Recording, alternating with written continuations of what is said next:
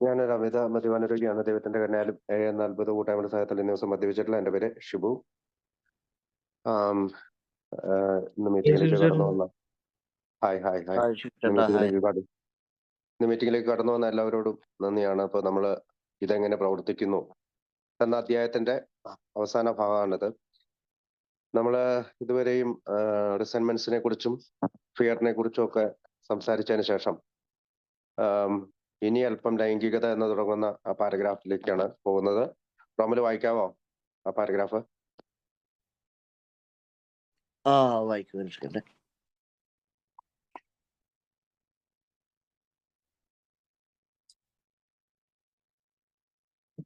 Page 67. ഇനി കിട്ടി.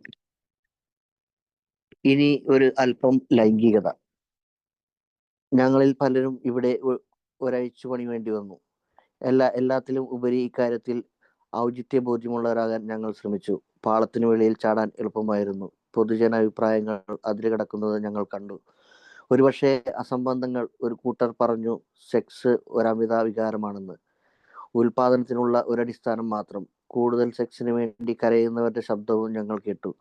വിവാഹ നിയമങ്ങളെ പ്രതി വിപലിക്കുന്നവർ, മനുഷ്യവർഗത്തിന്റെ പ്രശ്നങ്ങളെല്ലാം തന്നെ സെക്സ് കാരണമാണെന്ന് കരുതുന്നവർ, ഞങ്ങൾക്കത് വേണ്ടുവോളമില്ലെന്നവർ കരുതുന്നു.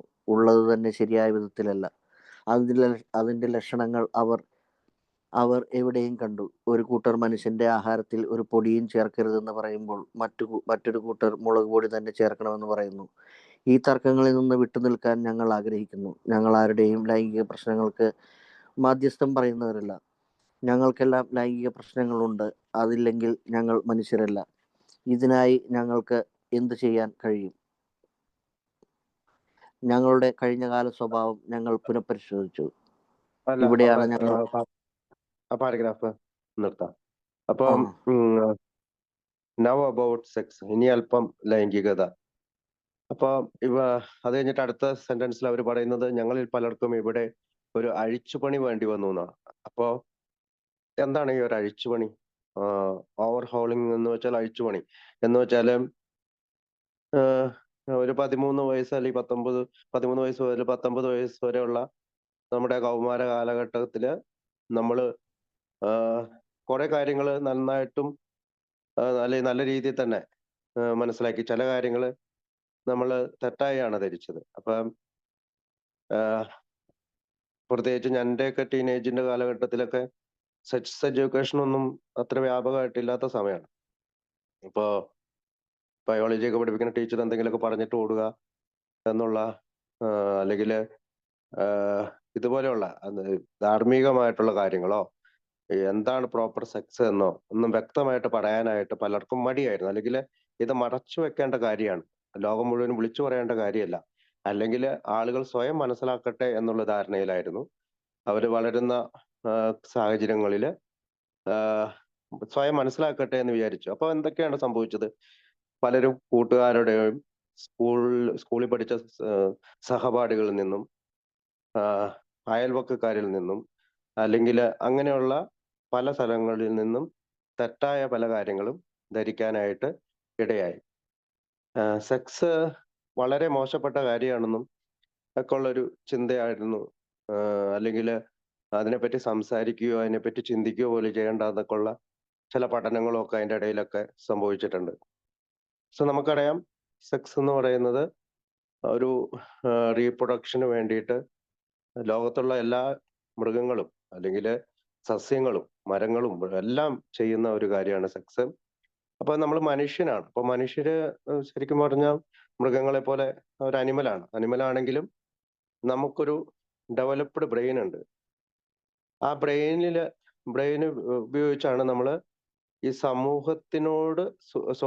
സമൂഹത്തിനോട് അപ്രോപ്രിയേറ്റ് ആയ രീതിയിൽ അല്ലെങ്കിൽ സോഷ്യലി അപ്രോപ്രിയേറ്റ് ആയ രീതിയിൽ ഈ സെക്സിനെ കാണാനായിട്ട് നമ്മൾ മോഡിഫൈ ചെയ്യേണ്ടി വന്നു. കാരണം മൃഗങ്ങളെ പോലെയോ അല്ലെങ്കിൽ മറ്റ് അനിമൽസിനെ പോലെയോ അല്ല മനുഷ്യൻ. നമ്മളൊരു സാമൂഹിക വ്യക്തിയാണ്. അപ്പൊ നമ്മുടെ ഈ സെക്ഷുവാലിറ്റിക്ക് നമ്മൾ കുറച്ച് മോഡിഫൈ ചെയ്താണ് ഉപയോഗിക്കുന്നത്. നമുക്കറിയാം, നമ്മള് നമ്മുടെ സാമൂഹിക പഠനങ്ങളിൽ അല്ലെങ്കിൽ നമ്മൾ നമ്മുടെ വൈവാഹിക ജീവിതത്തിലേക്ക് കടന്നു വന്നപ്പോൾ ഇതൊക്കെ നമ്മൾ കുറെയൊക്കെ മനസ്സിലാക്കി എടുത്താണ്. പക്ഷെ ആൽക്കഹോളിക്സ് അനോണിമസിലെ അംഗങ്ങൾ AA വന്നതിന് ശേഷം അതിന് ഒരു അഴിച്ചുപണി നടത്തുകയാണ്. എന്തുകൊണ്ടാണ്? കുറെ കാര്യങ്ങൾ നമ്മളിവിടെ പഠിച്ചെടുക്കുകയാണ്. ബുക്കില് നമ്മളോട് പറയുന്നുണ്ട് ഇതിനെപ്പറ്റി കൂടുതൽ കാര്യങ്ങൾ പറയുന്നില്ല എന്നാണ്. എങ്കിൽ തന്നെയും നമുക്ക് കുറെ കാര്യങ്ങൾ, പ്രത്യേകിച്ച് എന്താണ് ലൈംഗികത എന്നും എന്താണ് അതിന്റെ പ്രോപ്പറായിട്ട്, അതായത് ആരോഗ്യപരമായിട്ട് അതെങ്ങനെയാണ് ഉപയോഗിക്കേണ്ടതെന്നും എന്താണ് റെസ്പോൺസിബിൾ ഉത്തരവാദിത്വത്തോടു കൂടിയ റെപ്യൂട്ടഡ് ആയിട്ടുള്ള സെക്സ് എന്നൊക്കെ നമ്മൾ സ്വയം പഠിച്ചെടുക്കുകയാണ്. ആഹ് അതുപോലെ തന്നെ ഒരുപാട് കാര്യങ്ങൾ ഇപ്പൊ ഈ നമുക്കിവിടെയൊക്കെ LGBTQ എന്നൊക്കെ പറഞ്ഞ് ആൽക്കഹോളിക്സ് അനോണിമസിന്റെ ഗ്രൂപ്പുകളൊക്കെ ഉണ്ട്. അപ്പോ നമുക്കറിയാം അവര് ലെസ്ബിയൻസ് ഉണ്ട്, ഗേയ്സ് ഉണ്ട്, ബൈസെക്ഷൽ ഉണ്ട്, ട്രാൻസ്ജെൻഡേഴ്സ് ഉണ്ട്, ക്യൂർ എന്ന് പറയുന്ന വിഭാഗമുണ്ട്. അപ്പൊ അവരൊക്കെ ഈ ഇങ്ങനെയുള്ള ആളുകളെയൊക്കെ നമ്മൾ നേരിട്ട് കാണുമ്പോൾ പണ്ടൊക്കെ ആണെങ്കിൽ ഇതൊക്കെ എന്തോ ഒരു വിചിത്ര ജീവികളാണെന്നും ഒക്കെ ഉള്ള ധാരണയായിരുന്നു. പക്ഷെ ഇന്ന് സയൻസ് വളരുന്ന കാലഘട്ടത്തില് ഇതൊക്കെ മനുഷ്യന്മാരായിട്ട് സൃഷ്ടിക്കപ്പെടുന്നതാണെന്നും അവരുടെ ചിന്തകളിൽ അങ്ങനെ ആയി പോകുന്നതാണെന്നും അത് സാധാരണമാണ്, നോർമലാണ്, അബ്നോർമൽ അല്ല എന്നും ഒക്കെയുള്ള ചിന്തകള് നമുക്ക് കടന്നു വരാൻ തുടങ്ങി. പ്രത്യേകിച്ച് പ്രധാനപ്പെട്ട ഒരു കാര്യമാണ് മാസ്റ്റർബേഷൻ പോലെയുള്ള കാര്യങ്ങളൊക്കെ ഒരുപാട് നമ്മൾ യൂട്യൂബിലൊക്കെ നോക്കുവാണെങ്കിൽ ഒത്തിരി കാര്യങ്ങൾ കിടക്കുന്നുണ്ട്. ചിലര് തെറ്റാണെന്ന് പറയും, ചിലര് ശരിയാണെന്ന് പറയും. ഇവിടെയെല്ലാം എയുടെ നിലപാടെന്ന് പറയുന്നത് ഏതൊരു കാര്യവും അഡിക്ഷനിലേക്ക് മാറുവാണെങ്കിൽ അത് അദ്ദേഹത്തിന് അത് മാറ്റേണ്ടതുണ്ട്. പ്രത്യേകിച്ച് അമിതമായിട്ടുള്ള സെക്സ്, ഇപ്പൊ നമ്മൾ അടുത്ത പാരഗ്രാഫിലൊക്കെ അത് പറയുന്നുണ്ട്. അമിതമായിട്ടുള്ള സെക്സിനോടോ അമിതമായിട്ടുള്ള മണി, പവർ ആൻഡ് സെക്സ് എന്ന് പറയുന്നത് നമ്മളെ വീണ്ടും സ്ലിപ്പിലേക്ക് നയിക്കും. നമ്മളിപ്പോ ഈ ഡിഫക്ട്സിനെല്ലാം കണ്ടുപിടിക്കുന്നതിന്റെ കാരണമാണ് ആൽക്കഹോളിസത്തിന്റെ ഒരു ലക്ഷണമാണ് ഈ ഡിഫക്ട്സുകളെല്ലാം. നമ്മുടെ നീരസം കണ്ടു, നമ്മൾ ഭയം കണ്ടു, നമ്മള് ഇപ്പോ ഈ ലൈംഗികത കണ്ടത് കുറച്ച് കഴിയുമ്പോഴത്തേക്കും നമ്മൾ നമ്മുടെ മറ്റുള്ള ഉപദ്രവിച്ച കാര്യങ്ങളെല്ലാം കാണുന്നുണ്ട്. അപ്പം നമ്മൾ സ്വാഭാവികമായിട്ട് ഒരു അഴിച്ചുപണി നടത്തി. നമുക്ക് അപ്പൊ ഈ LGBTQന്റെ ഫ്ലാഗ് പോലെ മഴവില്ലാണ്, അവരുടെ മഴവില്ലിന്റെ കളറാണ്. അപ്പൊ നമുക്കറിയാം red, orange, yellow, green, blue, IndiGo, violet എന്ന് പറയുന്ന 7 കളറായിട്ടാണ് അത് നമ്മൾ കാണുന്നെങ്കിലും അതിന്റെ ഇടയിലൊക്കെ പല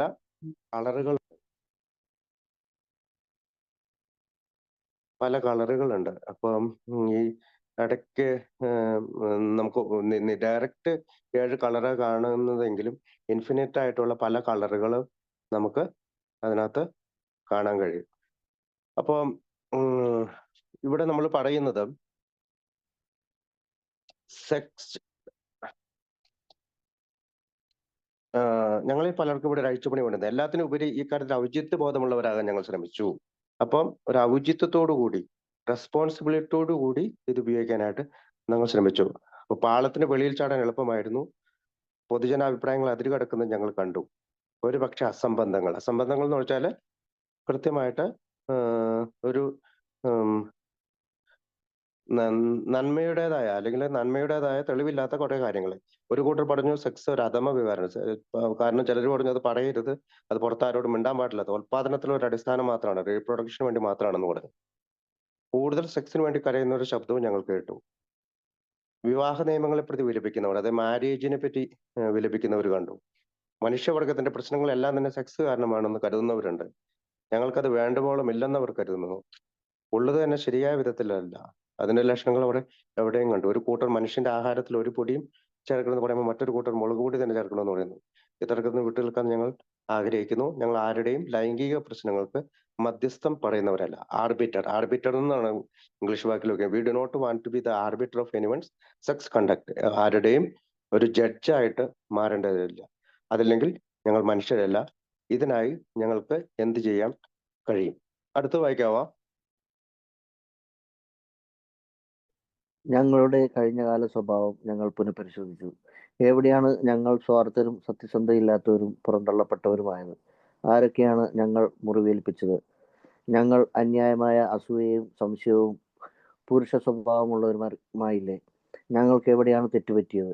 മറിച്ച് എന്ത് ചെയ്യാനാകുമായിരുന്നു? ഞങ്ങൾ ഇതെല്ലാം കടലാസിൽ പകർത്തി പരിശോധിച്ചു. ഈ വിധം ഉദാത്തമായ ഒരു തെളിഞ്ഞ കുടുംബജീവിതത്തിന് രൂപം നൽകാൻ ഞങ്ങൾ ശ്രമിച്ചു. എല്ലാ ബന്ധങ്ങളെയും ഞങ്ങൾ ഇതുമായി ബന്ധപ്പെടുത്തി. ഇത് സ്വാർത്ഥപരമായിരുന്നു.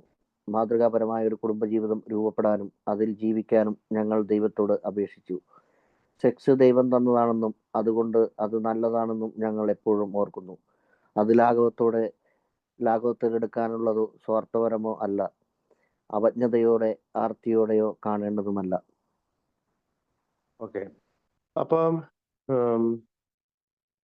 ഈ നമ്മൾ ആരുടെയും സെക്സിന്റെ ജഡ്ജ് ആകുന്നില്ല എന്ന് പറഞ്ഞതിന് ശേഷം നമ്മള് നമ്മുടെ ലൈംഗിക പ്രശ്നത്തിലേക്ക് പോവുകയാണ്.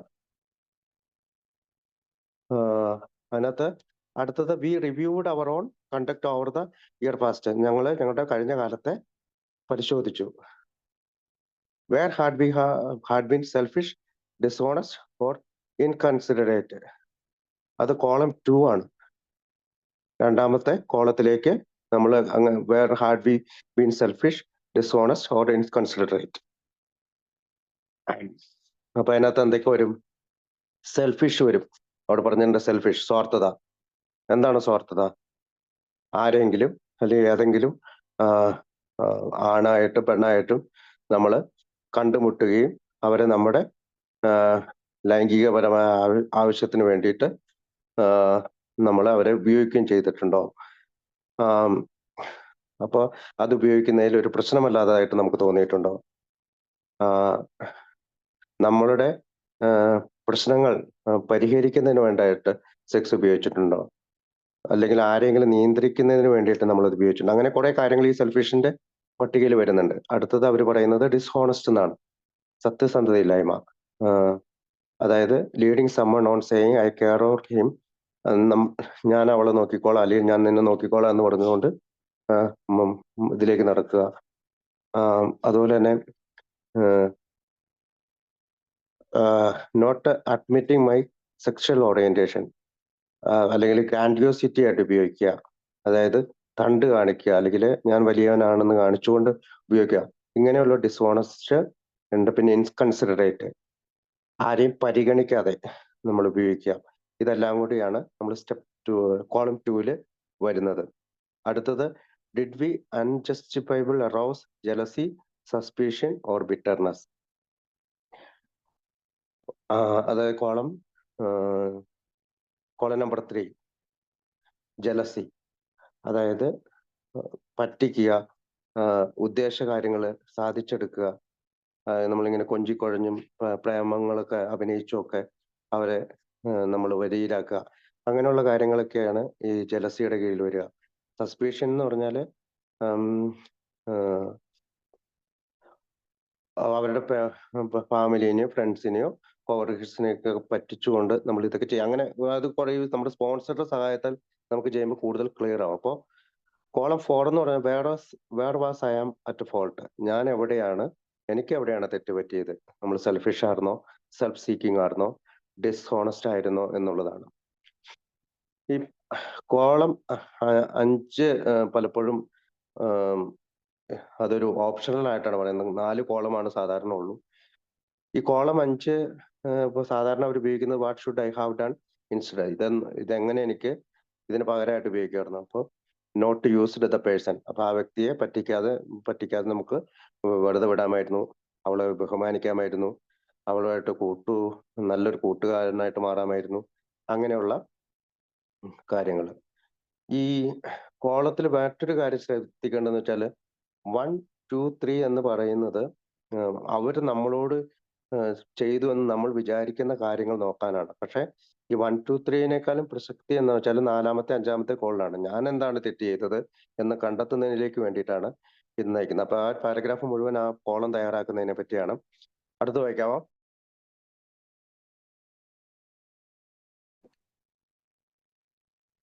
ഞങ്ങളുടെ ജീവിത ദർശനം എങ്ങനെ രൂപപ്പെടുന്നുവോ അതിലേക്ക് ഞങ്ങൾ വളരേണ്ടതുണ്ട്. ഞങ്ങളുടെ തെറ്റുകൾക്ക് ഞങ്ങൾ പരിഹാരം ചെയ്യേണ്ടതുണ്ട്. അങ്ങനെ ചെയ്യുമ്പോൾ കാര്യങ്ങൾ കൂടുതൽ വഷളാകാതെ നോക്കുകയും വേണം. ചുരുക്കത്തിൽ, മറ്റേതൊരു പ്രശ്നവും പോലെ സെക്സും ഞങ്ങൾ കൈകാര്യം ചെയ്യുന്നു. ഓരോ പ്രശ്നത്തിലും എന്താണ് വേണ്ടതെന്ന് ഞങ്ങൾ ദൈവത്തോട് ധ്യാനിക്കുന്നു. ശരിയായ ഉത്തരം കിട്ടും, ഞങ്ങൾക്ക് ആഗ്രഹമുണ്ടെങ്കിൽ. നമ്മുടെ ലൈംഗിക പ്രശ്നങ്ങളെ വിധിക്കാൻ ദൈവത്തിനേ കഴിയൂ. മറ്റുള്ളവരുമായി പങ്കുവെക്കുന്നത് നല്ലതാണ്, പക്ഷേ അന്തിമവിധി ദൈവത്തിൽ നിന്ന് വരണം. ഒരു കാര്യം നാം മനസ്സിലാക്കണം: ചിലർ സെക്സിന്റെ കാര്യത്തിൽ ഭ്രമിക്കുന്നവരോ മറ്റു ചിലർ യാതൊരു വ്യത്യസ്തതയുമില്ലാത്തവരോ ആണ്. വികാരപരമായ ചിന്തയും ഉപദേശങ്ങളും ഞങ്ങൾ ഒഴിവാക്കുന്നു. ഒരുപക്ഷെ നാം സ്വീകരിച്ച മാതൃകാ ജീവിതത്തിൽ നിന്നും നാം വഴുതിപ്പോകുന്നു എന്ന് കരുതുക. ഇതിന്റെ അർത്ഥം നാം കുടിക്കുമെന്നാണോ? ചിലർ അങ്ങനെ പറഞ്ഞേക്കാം. ഇത് അർത്ഥസത്യം മാത്രം. ഇത് നമ്മുടെ ഉദ്ദേശത്തെയും നമ്മളെയും ആശ്രയിച്ചിരിക്കുന്നു.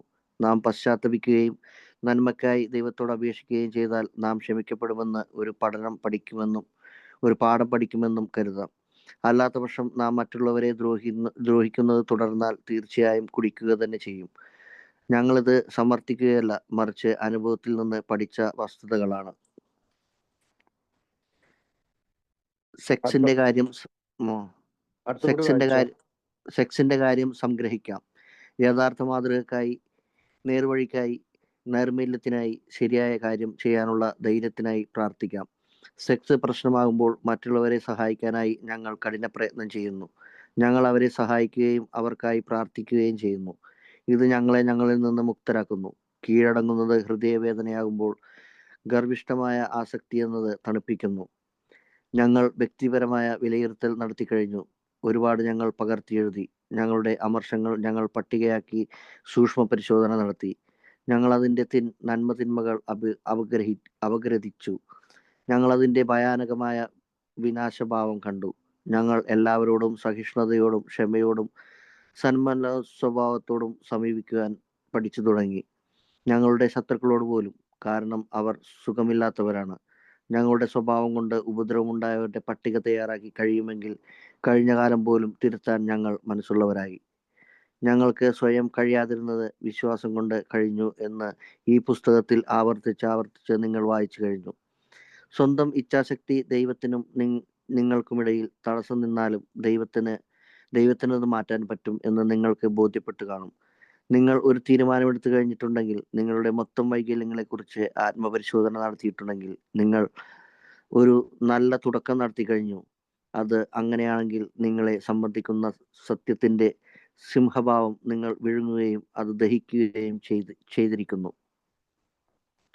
ഓക്കെ. അപ്പോ നമ്മൾ ആദ്യം പറഞ്ഞ പോലെ നമ്മൾ ഒരു കടലാസിൽ ഇതെല്ലാം എഴുതി. അതായത് ഞങ്ങള് എവിടെയാണ് സ്വാർത്ഥരായത്, സത്യസന്ധത ഇല്ലാത്തവരായത്, ഞങ്ങൾ ആരെയെല്ലാം മുറിവേൽപ്പിച്ചു, അസൂയയും സംശയവും പരുഷഭാവവും ഉള്ളവരായി, ഇതൊക്കെ എവിടെയാണ് തെറ്റുപറ്റിയെന്നൊക്കെ കൃത്യമായി കടലാസിൽ എഴുതി. ഇതെന്തിനാണ് ഇത് ചെയ്തത്?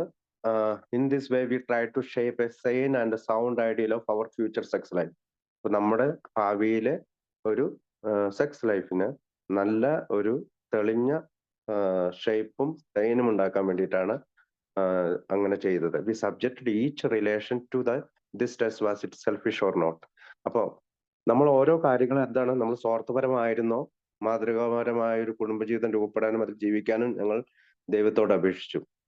V asked God to mold our ideals and help us to live up to them. അതൊരു പ്രയർ ആണ് അല്ലെ? സെക്സിന്റെ ഒരു പ്രയർ ആണ്. അതായത് മാതൃകരമായ കുടുംബജീവിതം രൂപപ്പെടുത്താനും അതിൽ ജീവിക്കാനും ഞങ്ങൾ ദൈവത്തോട് അപേക്ഷിച്ചു. ദൈവത്തോട് അപേക്ഷിക്കുക എന്ന് പറഞ്ഞാൽ അവിടെ ഒരു പ്രയർ ആണ്. അപ്പൊ സെക്സ് ദൈവം തന്നതാണെന്നും അതുകൊണ്ട് അത് നല്ലതാണെന്നും ഞങ്ങൾ എപ്പോഴും ഓർക്കുന്നു. അത് ലാഘവത്തിലെടുക്കാനോ സ്വാർത്ഥപരമോ അല്ല, അവജ്ഞയോടെയോ ആർത്തിയോടെയോ കാണേണ്ടതില്ല. ഡെസ്പൈസ്ഡ് ആൻഡ് ലോത്തഡ് എന്നാണ്, അല്ലെ വെറുപ്പോട് കൂടിയോ അറപ്പോട് കൂടിയോ കാണേണ്ടതല്ല. അത് ദൈവം തന്നതാണെന്നും അത് അനേകം പേർക്ക് കിട്ടാത്ത ഒരു ദാനമാണെന്ന് എനിക്ക് കിട്ടിയതെന്നൊക്കെ നമ്മൾ ചിന്തിക്കുകയാണ്. അപ്പം ഞങ്ങളുടെ അടുത്തത് എന്താണ്? Whatever an ideal turns out to be, we must be willing to grow towards it. ഞങ്ങളുടെ ജീവിത ദർശനം എങ്ങനെ രൂപപ്പെടുന്നുവോ അതിലേക്ക് ഞങ്ങൾ വളരേണ്ടതുണ്ട്. ഞങ്ങളുടെ തെറ്റുകൾക്ക് ഞങ്ങൾ പരിഹാരം ചെയ്യേണ്ടതുണ്ട്. അങ്ങനെ ചെയ്യുമ്പോൾ കാര്യങ്ങൾ കൂടുതൽ വഷളാകാതെ നോക്കുകയും വേണം. ചുരുക്കത്തിൽ മറ്റേതൊരു പ്രശ്നവും പോലെ സെക്സും ഞങ്ങൾ കൈകാര്യം ചെയ്യുന്നു. ഓരോ പ്രശ്നത്തിൽ എന്താണ് വേണ്ടതെന്ന് ഞങ്ങൾ ദൈവത്തോട് ധ്യാനിക്കുന്നു. ശരിയായൊരു ഉത്തരം കിട്ടും ഞങ്ങൾക്ക് ആഗ്രഹമുണ്ടെങ്കിൽ. അപ്പോ അവിടെ രണ്ട് മസ്റ്റുകളുണ്ട്. അതായത് what ever our ideal turns out to be, we must be willing to grow toward it. We must be willing to make amends where we have done harm. അപ്പോ നമ്മൾ തെറ്റുകൾക്ക് പരിഹാരം ചെയ്യേണ്ടതുണ്ട്. കൂടുതൽ വഷളാകാൻ നോക്കണം. ചുരുക്കത്തിൽ മറ്റേതെങ്കിലും പ്രശ്നം സെക്സ് ഞങ്ങൾ കൈകാര്യം ചെയ്തു. അടുത്ത പാരഗ്രാഫില് നമ്മുടെ ലൈംഗിക പ്രശ്നങ്ങൾ വിധിക്കാൻ ദൈവത്തിന് കഴിയും. മറ്റുള്ളവരുമായി പങ്കുവെക്കുന്നത് നല്ലതാണ്. പക്ഷെ അന്തിമ വിധി ദൈവത്തിൽ നിന്ന് തന്നെ വരണം. നമുക്ക് പലപ്പോഴും നമ്മൾ ഏടെ മീറ്റിംഗിന്റെ ഉള്ളിലാണെങ്കിൽ പോലും നമ്മൾ ഇതിന് വലിയ അഭിപ്രായങ്ങൾ പറയാറില്ല. ആരെങ്കിലും സെക്സിന്റെ പ്രശ്നങ്ങൾ പറഞ്ഞു കഴിഞ്ഞാൽ വലിയ അഭിപ്രായങ്ങൾ പറയാറില്ല. പക്ഷെ അന്തിമ വിധി ദൈവത്തിൽ നിന്ന് വരണം. ഒരു കാര്യം നാം മനസ്സിലാക്കണം. ചിലർ സെക്സിന്റെ കാര്യത്തിൽ ഭ്രമിക്കുന്നവരും മറ്റു ചിലർ യാതൊരു വ്യവസ്ഥയും ഇല്ലാത്തവരാണ്. വികാരപരമായ ചിന്തയും ഉപദേശങ്ങളും ഞങ്ങൾ ഒഴിവാക്കുന്നു. അപ്പൊ ദൈവത്തിൽ നിന്നാണ് വരേണ്ടത്. അപ്പൊ നമ്മൾ വലിയ ഹിസ്റ്റോറിക്കൽ തിങ്കിങ്ങും അല്ലെങ്കിൽ അതിനെപ്പറ്റിയുള്ള അഡ്വൈസും ഒന്നും സാധാരണ രീതിയിൽ കൊടുക്കാറില്ല. ഒരു പക്ഷേ അടുത്ത് പറയുന്ന ഒരു പക്ഷെ നാം സ്വീകരിച്ച മാതൃകാ ജീവിതത്തിൽ നിന്നും നാം വഴുതി പോവുക എന്ന് കരുതുക. ഇതിന്റെ അർത്ഥം നാം കുടിക്കുമെന്നാണോ? ചിലർ അങ്ങനെ പറഞ്ഞേക്കാം. ഇത് അർത്ഥ സത്യം മാത്രം. ഇത് നമ്മുടെ ഉദ്ദേശത്തെയും നമ്മളെയും ആശ്രയിച്ചിരിക്കുന്നു. നാം പശ്ചാത്തപിക്കുകയും നന്മയ്ക്കായി ദൈവത്തോട് അപേക്ഷിക്കുകയും ചെയ്താൽ നാം ക്ഷമിക്കപ്പെടുമെന്നും ഒരു പാഠം പഠിക്കുമെന്നും കരുതാം. അല്ലാത്ത പക്ഷം നാം മറ്റുള്ളവരെ ദ്രോഹിക്കുന്നത് തുടർന്നാൽ തീർച്ചയായും കുടിക്കുക തന്നെ ചെയ്യും. ഇപ്പൊ എന്തുകൊണ്ടാണ് നമ്മൾ വീണ്ടും കുടിക്കുന്നത്? നമ്മൾ ദ്രോഹം തുടർന്നാൽ. ഞങ്ങളത് സമർത്ഥിക്കുകയല്ല, മറിച്ച് അനുഭവത്തിൽ നിന്ന് പഠിച്ച വസ്തുതയാണ്. അപ്പോ നമ്മള് ഒരു മാതൃകാ ജീവിതം അല്ലെങ്കിൽ ഒരു മാനർ ഓഫ് ലിവിങ് പുതിയ ജീവിത രീതിയിലേക്ക് കടക്കുമ്പോൾ നമ്മൾ വീണ്ടും പഴയ ജീവിത രീതി തന്നെ തുടരാനാണ് ഉദ്ദേശിക്കുന്നതെങ്കിൽ നാം മറ്റുള്ളവരെ ദ്രോഹിക്കുന്നത് തുടർന്നാൽ തീർച്ചയായും കുടിക്കും എന്ന് തന്നെയാണ് പറയാ. അപ്പൊ സെക്സിന്റെ കാര്യം സംഗ്രഹിക്കുകയാണ്. അതായത് യഥാർത്ഥ മാതൃകയ്ക്കായി, നേർവഴിക്കായി, നൈർമല്യത്തിനായി, ശരിയായ കാര്യം ചെയ്യാനുള്ള ധൈര്യത്തിനായി പ്രാർത്ഥിക്കാം. സെക്സ് പ്രശ്നമാകുമ്പോൾ മറ്റുള്ളവരെ സഹായിക്കാനായി ഞങ്ങൾ കഠിന പ്രയത്നം ചെയ്യുന്നു. ഞങ്ങൾ അവരെ സഹായിക്കുകയും അവർക്കായി പ്രാർത്ഥിക്കുകയും ചെയ്യുന്നു.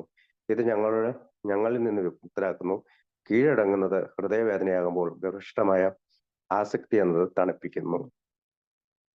അപ്പോ സെക്സ് ഒരു പ്രശ്നമായ ഒരു വ്യക്തിക്ക് അവരൊരു ഓപ്ഷൻ കൊടുക്കുവാണ്.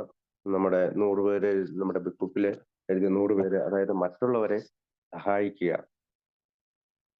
To sum up about sex, we earnestly pray for the right ideal for guidance of each questionable situation, for sanity and for the strength to do the right thing. If sex is very troublesome, we throw ourselves the harder and helping others. മറ്റുള്ളവരെ സഹായിക്കുക. അങ്ങനെ me to V, അതായത് എന്റെ സ്വാർത്ഥതയിൽ നിന്ന് ഞാൻ എന്നുള്ള എന്റെ ആ ചിന്തയിൽ നിന്ന് മറ്റുള്ളവരിലേക്ക് ഇറങ്ങി അതിൽ നിന്ന് മോചനം നേടാനായിട്ടുള്ള ഒരു ഗൈഡൻസ് ആണ് അവര് തരുന്നത്. ഇനി അവിടെ അവസാന ഭാഗത്ത് ഞങ്ങൾ വ്യക്തിപരമായ വിലയിരുത്തൽ നടത്തി കഴിഞ്ഞു. ഒരുപാട് ഞങ്ങൾ പകർത്തി എഴുതി. അപ്പൊ ഞങ്ങളുടെ അമർഷങ്ങൾ ഞങ്ങൾ പട്ടികയാക്കി സൂക്ഷ്മ പരിശോധന നടത്തി. അതായത് നമ്മൾ റിസർച്ച്മെന്റിന്റെ ലിസ്റ്റ് ഉണ്ടാക്കി. ഞങ്ങൾ അതിന്റെ നന്മ തിന്മകൾ അപഗ്രഥിച്ചു. ഞങ്ങൾ അതിന്റെ ഭയാനകമായ വിനാശഭാവം കണ്ടു. ഞങ്ങൾ എല്ലാവരുടെയും സഹിഷ്ണുതയും ക്ഷമയോടെയും സന്മനോദനം സമീപിക്കാൻ തുടങ്ങി. ഞങ്ങളുടെ ശത്രുക്കളോട് പോലും, കാരണം അവർ സുഖമില്ലാത്തവരാണ്. ഞങ്ങളുടെ സ്വഭാവം കൊണ്ട് ഉപദ്രവം ഉണ്ടാക്കിയിട്ട് പട്ടിക തയ്യാറാക്കി. കഴിയുമെങ്കിൽ കഴിഞ്ഞ കാലം പോലും തിരുത്താൻ ഞങ്ങൾ തയ്യാറായി. ഇവിടെയാണ് നമ്മൾ നമ്മുടെ ഹാംസ്, അതായത് മറ്റുള്ളവരെ ദ്രോഹിച്ചിട്ടുള്ളവരുടെ ഒരു ലിസ്റ്റ് തയ്യാറാക്കുന്നത്. അത് നമ്മൾ ഈ പറയുന്ന പോലെ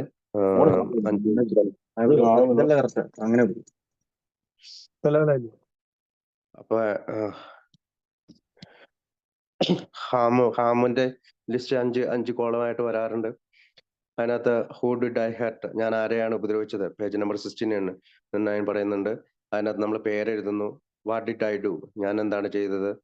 അഫക്ട് മൈ, എന്നെ എങ്ങനെയാണ് ബാധിച്ചത്. സെൽഫ് എസ്റ്റീം, പേഴ്സണൽ റിലേഷൻഷിപ്പ്, എൻ്റെ റിലേഷൻഷിപ്പ്, സെക്യൂരിറ്റി എന്ന് പറഞ്ഞാൽ നമ്മുടെ സാമ്പത്തികവും വൈകാരികവുമായിട്ടുള്ള കാര്യങ്ങൾ, പോക്കറ്റ് ബുക്ക്, ഞാൻ കഴിഞ്ഞ പ്രാവശ്യം പറഞ്ഞാണ്, അത് നമ്മുടെ സാമ്പത്തികമായിട്ടുള്ള പ്രശ്നങ്ങൾ, അംബിഷൻസ്, എൻ്റെ ഉയർച്ചയെ തകർക്കുമോ എന്നുള്ള രീതിയിൽ.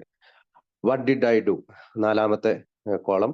5ാമത്തെ column, where did had I been, ഞാൻ എങ്ങനെയാണ് ഉപദ്രവിച്ചതെന്ന്. അപ്പൊ ഈ ഉപദ്രവിക്കുന്നവരുടെ ലിസ്റ്റ് 5 കോളായിട്ട് എഴുതാറുണ്ട്.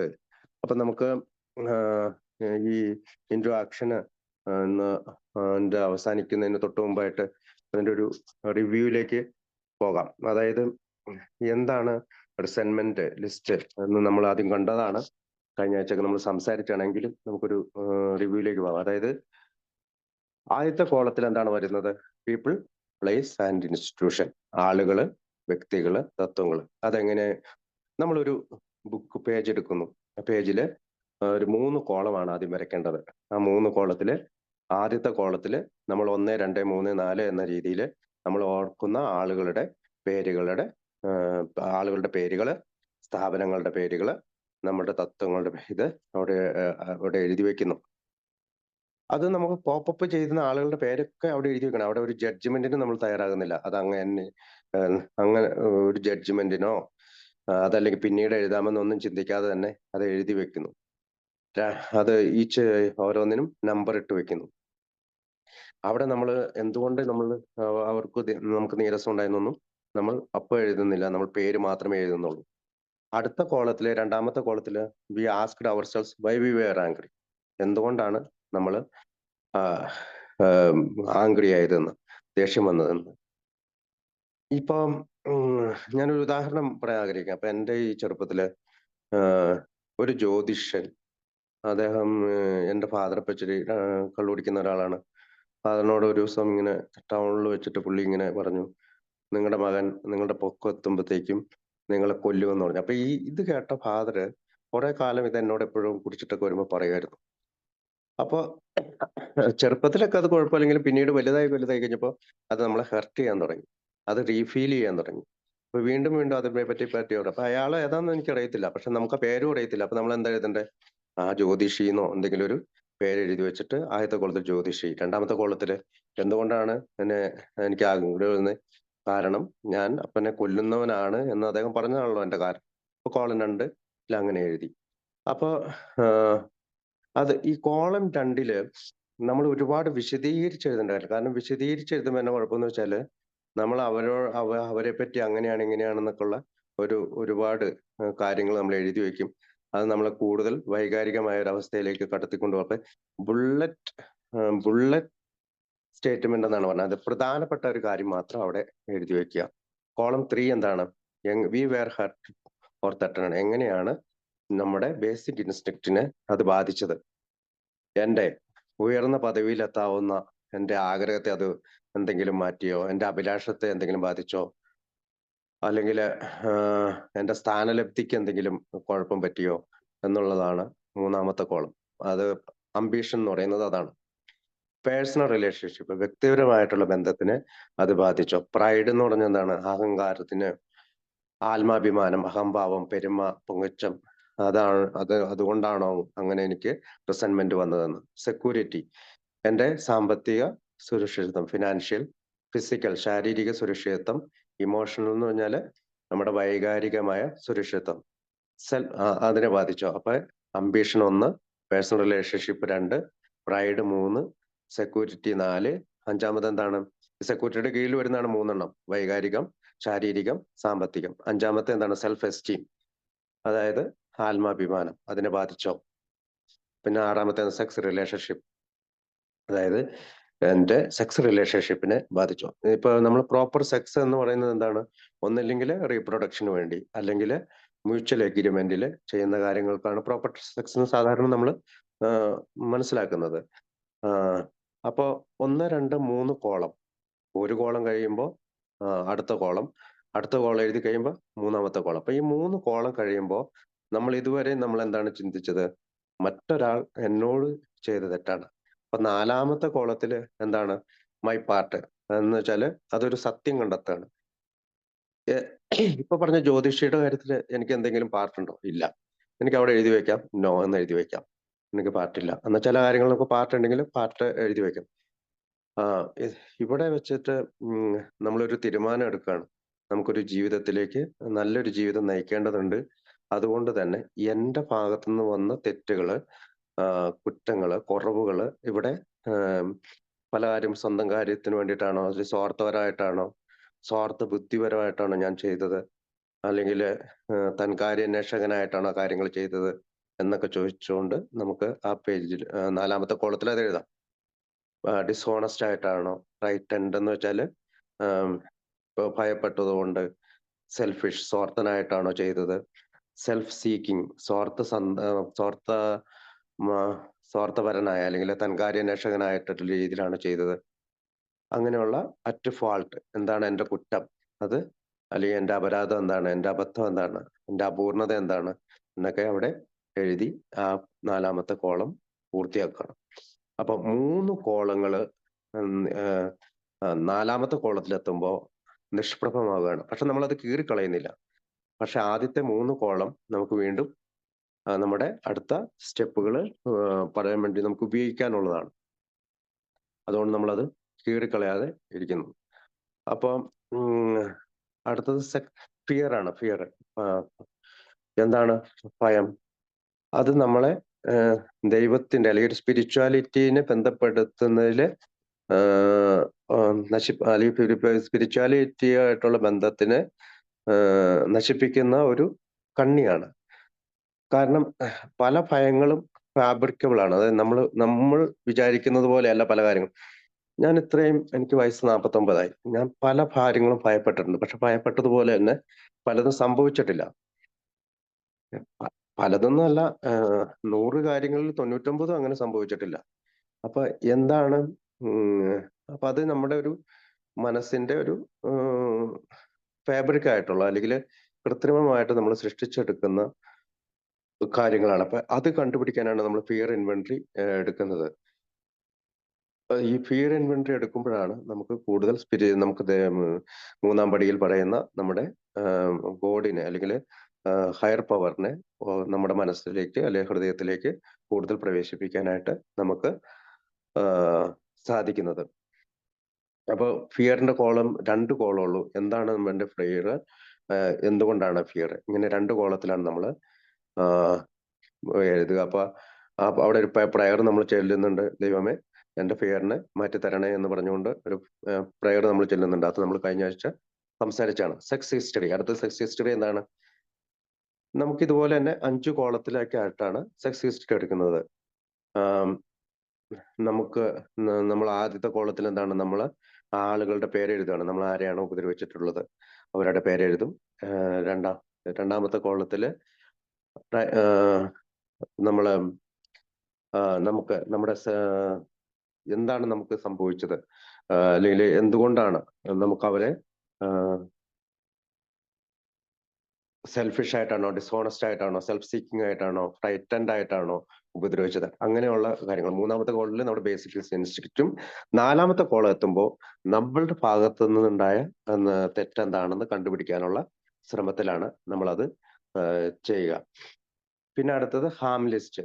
നമ്മൾ ഉപദ്രവിച്ചിട്ടുള്ള ആളുകളുടെ, അതായത് ചില ആളുകളുടെ നിന്ന് ഇപ്പൊ എന്റെ സിസ്റ്ററുടെ കയ്യിൽ നിന്ന് മോതിരം മോഷ്ടിച്ചപ്പോ ഞാൻ മോഷ്ടിച്ച് പണയം വെച്ച് കള്ളുപിടിച്ചിട്ടുണ്ട്.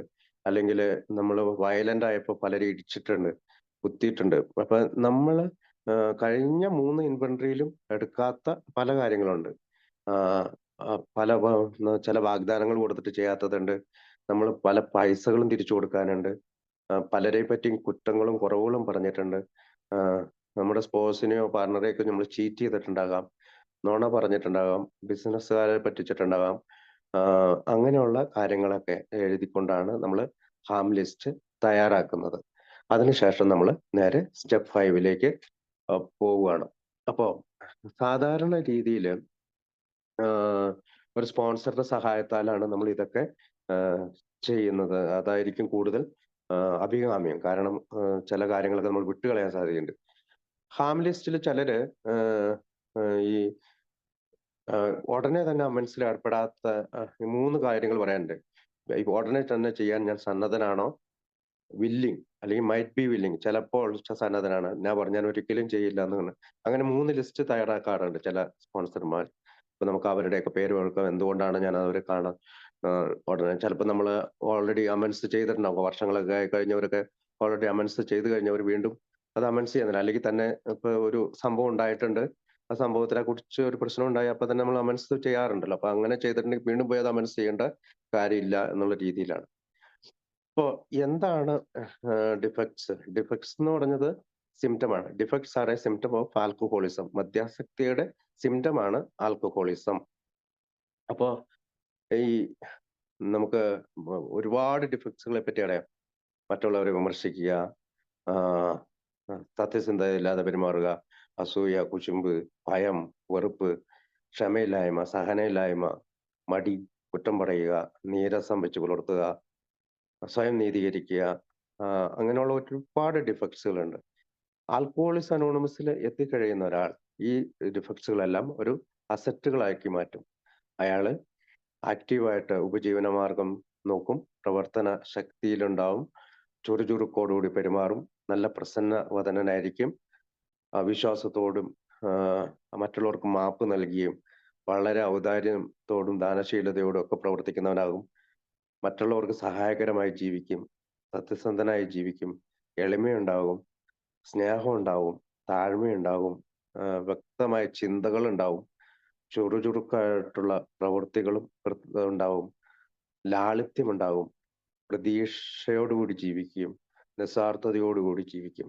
അപ്പൊ ഒരാളെ ഈ ഡിഫക്ട്സിൽ നിന്ന് അസറ്റിൽ എത്തിക്കുവാനാണ് സാധാരണ രീതിയിൽ ഈ 4-ാം പടി നമ്മൾ എടുക്കുക. അപ്പോൾ നമ്മളെ സംബന്ധിച്ചിടത്തോളം ആൽക്കഹോളിക്സ് അനോണിമസിലെ അംഗങ്ങളെ സംബന്ധിച്ചിടത്തോളം വളരെ പ്രധാനപ്പെട്ട പടിയാണ് 4-ാം പടി. ഇതൊരു സ്റ്റെപ്പ് സ്റ്റഡി ക്ലാസ് അല്ല, അല്ലെങ്കിൽ സ്റ്റെപ്പ് സ്റ്റഡി വർക്ക്ഷോപ്പ് അല്ല എങ്കിൽ പോലും നമ്മൾ ഈ പറയുന്ന കുറെ കാര്യങ്ങൾ മനസ്സിലാക്കി നിന്നാല് നമുക്ക് പിന്നീട് എപ്പോഴെങ്കിലും നമ്മൾ സ്പോൺസർമാരുമായിട്ട് സംസാരിക്കുമ്പോൾ നമുക്ക് കൂടുതൽ എളുപ്പം വരും. നമുക്കറിയാം ഇതൊരു സ്ലോ പ്രോസസ്സാണ്, ഓവർനൈറ്റ് ചെയ്ത് തീർക്കേണ്ട കാര്യമല്ല എന്നൊക്കെ അറിയാമെങ്കിലും ചെയ്തു തുടങ്ങുക. അപ്പൊ ഞാൻ പറഞ്ഞ പോലെ ഒരാളുടെ പേരെങ്കിലും എഴുതുക. ഒരാളുടെ ചുമ്മാ ഒരു ബുക്ക് എടുക്കുക, 3 കോളം വരയ്ക്കുക. Column 1, column 2, column 3. എന്നിട്ട് ആ ബുക്ക് നമ്മുടെ ബിഗ് ബുക്കിൽ എഴുതിയേക്കുന്ന കാര്യങ്ങൾ എഴുതി വെച്ചിട്ട് നിങ്ങൾ പിന്നെ ഒരു സ്പോൺസറെ കണ്ടെത്തുവാണെങ്കിൽ എളുപ്പത്തിൽ അയാളത് കുറെ പേർക്ക് PDF ഒക്കെ നമുക്ക് ഇഷ്ടംപോലെ അവൈലബിൾ ആണ്. നമ്മൾ 90 വർഷം കഴിഞ്ഞ് 1935 തുടങ്ങിയ നമ്മുടെ ആൽക്കഹോളിക്സ് അനോണിമസ് ഇപ്പൊ ഒരുപാട് വർഷങ്ങൾ കഴിഞ്ഞു. അപ്പൊ ഒരുപാട് ആളുകൾ നമുക്ക് ചുറ്റുമുണ്ട്, ആരുടെയെങ്കിലും ഒക്കെ സഹായം മേടിച്ച് അത് ചെയ്യേണ്ടതുണ്ട്. അപ്പോ ഈ പ്രധാനപ്പെട്ട ഈ ഇതിന്റെ പദങ്ങളൊക്കെ നമ്മൾ പറഞ്ഞു. പേഴ്സണാലിറ്റി ഡിഫക്ട്സ് എന്ന് പറഞ്ഞാൽ വ്യക്തിത്വ വൈകല്യമാണ്. മോറൽ പ്രിൻസിപ്പിൾസ് എന്ന് പറഞ്ഞാൽ ധാർമ്മികതയാണ്. ഡിഫക്ട്സ് ഓഫ് ക്യാരക്ടർ എന്ന് പറഞ്ഞാൽ സ്വഭാവത്തിലെ വൈകല്യങ്ങളാണ്. ഫ്രൈറ്റൻഡ് എന്ന് പറഞ്ഞാൽ എന്താണ്? ഭയത്തിന്റെ ഭയം, താൽക്കാലികമായിട്ടുള്ള ഒരു ഭയം, അല്ലെങ്കിൽ ഭയത്തിന്റെ നിരന്തരമായ ഒരു അവസ്ഥ, അല്ലെങ്കിൽ ഒരു ഉത്കണ്ഠ, അതിനാണ് ഫ്രൈറ്റൻഡ് എന്ന് പറയുന്നത്. ഇൻകൺസിഡറേറ്റ് എന്ന് പറഞ്ഞാൽ മറ്റുള്ളവരെ കുറിച്ച് ചിന്തയില്ലാതെ പരിഗണയില്ലാതെ പെരുമാറുക. പിന്നെ നേച്ചർ എന്ന് ഒരു വാക്ക് അവിടെ ഉപയോഗിക്കുന്നത് എന്താണ്? അവന് അങ്ങനത്തെ ഒരു സ്വഭാവം നമ്മൾ പറയില്ല, അവൻ അങ്ങനത്തെ ഒരു പ്രകൃതിക്കാരനാണ്, അവൻ അങ്ങനത്തെ ഒരു സ്വഭാവമാണ്, അതാണ് നേച്ചർ എന്നുള്ളത്. പിന്നെ ഡിസ്ഹോണസ്റ്റ്, വഞ്ചന അല്ലെങ്കിൽ മോഷ്ടിക്കല്. ഡിഫക്റ്റ് എന്ന് പറഞ്ഞ വൈകല്യം. എക്സാക്ട് നേച്ചർ ഓഫ് റോങ്സ് നമ്മൾ പറയുന്നുണ്ട്, അതിന്റെ തന്നെയാണ് കൃത്യമായ വിശദീകരണമാണ്. ഫോൾട്ട് എന്ന് പറഞ്ഞാൽ തെറ്റ്, അല്ലെങ്കിൽ എന്തെങ്കിലും തെറ്റായി ചെയ്തതോ പിഴച്ചതായി ചെയ്തതോ. ഫിയർ എന്ന് പറഞ്ഞാൽ ഭയം. അങ്ങനെയുള്ള സെൽഫ് സെന്റർഡ് എന്ന് വെച്ചാൽ സ്വന്തം കാര്യം മാത്രം നോക്കുന്നയാൾ. സെൽഫിഷ് എന്ന് വെച്ചാൽ സ്വാർത്ഥൻ. ഷോർട്ട് കമ്മിങ്സ് എന്ന് പറഞ്ഞാൽ പോരായ്മ, അല്ലെങ്കിൽ വൈകല്യം എന്ന് തന്നെ പറയാം. റോങ് എന്ന് പറഞ്ഞാൽ തെറ്റ്. ഇങ്ങനെയുള്ള കാര്യങ്ങളൊക്കെയാണ് നമ്മൾ പ്രധാനപ്പെട്ട വാക്കുകളായിട്ട് അവിടെ കാണുക. അപ്പൊ നമുക്ക് 4-ാം പടിയെ പറ്റി ഏകദേശം 1939 നമ്മുടെ ബുക്ക് ഇറങ്ങിയതിന് ശേഷം 4-ാം പടിയെ പറ്റി ഒരു 12 and 12 കുറെ കാര്യങ്ങൾ പറയുന്നുണ്ട്. അതിനു മുമ്പ് ഒരു പാരഗ്രാഫ് അത് എഴുതിയത് വിൻസ്, നമ്മുടെ പേര് വിൻസി എന്ന് പറയുന്ന കാലിഫോർണിയയിൽ ജനിച്ച ഒരു സ്ത്രീയാണ്. 1947 39-ാമത്തെ വയസ്സിൽ ഏയില് വന്നു. അവർ ജനിച്ചത് ഫ്ലോറിഡയിലാണ്, സോറി കാലിഫോർണിയയിലല്ല, ഫ്ലോറിഡയിൽ ജനിച്ചാണ്. അവര് ബോണ്ടേജ് എന്ന് പറഞ്ഞൊരു എഴുതിയിട്ടുണ്ട്, അതൊന്ന് വായിക്കാം.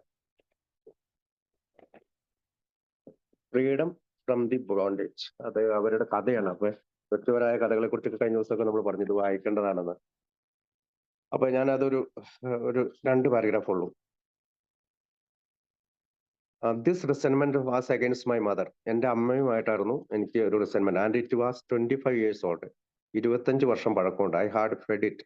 ഞാൻ അതിനെ തീറ്റ കൊടുത്ത്, ഫാനഡ് ഇറ്റ്, അതിനെ വളർത്തി, and nurtured it. It is my delicate child. അപ്പൊ ഒരു കുട്ടിക്കാലത്ത് അവർക്ക് ഒരു അമ്മയോട് ഒരു വെറുപ്പുണ്ടായിരുന്നു, അത് അവര് വളർത്തി എന്നുള്ളത്. And it had become A much part of me as my breathing. എന്റെ ഓരോ ശ്വാസോച്ഛ്വാസത്തിലും അത് കൊണ്ടേ നടന്നു. It had provide me with excuse for my lack of education. ഞാൻ എനിക്ക് വിദ്യാഭ്യാസം ഇല്ലാത്തതിന് അമ്മേനെ കുറ്റപ്പെടുത്തി. മൈ മാരിറ്റൽ ഫെയിലിയേഴ്സ്, എന്റെ വിവാഹത്തിന്റെ കാര്യങ്ങൾക്ക് അമ്മേനെ കുറ്റപ്പെടുത്തി. പേഴ്സണൽ ഫെയിലിയേഴ്സ്, എന്റെ വ്യക്തിപരമായ കുറ്റങ്ങൾക്ക് അമ്മേനെ കുറ്റപ്പെടുത്തി. ഇന്നാഡിക്വസി എന്റെ പോരായ്മകൾക്ക് അമ്മേനെ കുറ്റപ്പെടുത്തി. And of course my alcoholism എന്റെ മദ്യാസക്തിക്ക് അമ്മേനെ കുറ്റപ്പെടുത്തി. And I really thought I had been willing to part with it. Now I knew I was reluctant to let it go. ഞാൻ ഇതിൽ നിന്ന് കടന്നു പോകേണ്ടതുണ്ടെന്ന് എയിൽ വന്നപ്പോൾ അവർക്ക് മനസ്സിലായി. വൺ മോർണിംഗ്, ഒരു ദിവസം രാവിലെ, however I realised I had to get rid of it. എനിക്ക് ഇതിൽ നിന്ന് പോകണം. For my reprieve was running out. And if I didn't get rid of it I was going to get drunk. ഈ പറയുന്ന കാര്യം എന്നിൽ നിന്ന് പോയില്ലെങ്കിൽ ഞാൻ വീണ്ടും കുടിക്കും എന്ന് അവർക്ക് മനസ്സിലായി. And I didn't want to get drunk anymore. എനിക്ക് ഇനി കുടിക്കേണ്ടതിന്റെ ആവശ്യമില്ല. In my prayers that morning I asked God. അന്ന് രാവിലെ ഞാൻ ദൈവത്തോട് പറഞ്ഞു, to point out to me some way to be free of this resentment. ഈ റിസെന്റ്മെന്റിൽ നിന്ന് എനിക്ക് മോചനം നൽകുമോ. ഡ്യൂറിംഗ് ദ ഡേ, അന്ന് പകൽ, എ ഫ്രണ്ട് ഓഫ് മൈൻ, എന്റെ കൂട്ടുകാരിൽ ഒരാൾ, brought me some magazines to take to a hospital group. കുറച്ച് മാഗസിൻ എനിക്ക് കൊണ്ടു തന്ന ഹോസ്പിറ്റൽ ഗ്രൂപ്പിൽ കൊണ്ടുപോകാൻ. I was interested. I looked through them. ഞാൻ ആ മാഗസിൻ വായിച്ചു നോക്കി. A banner across one featured an article by a prominent clergyman in which I quote the word resentment.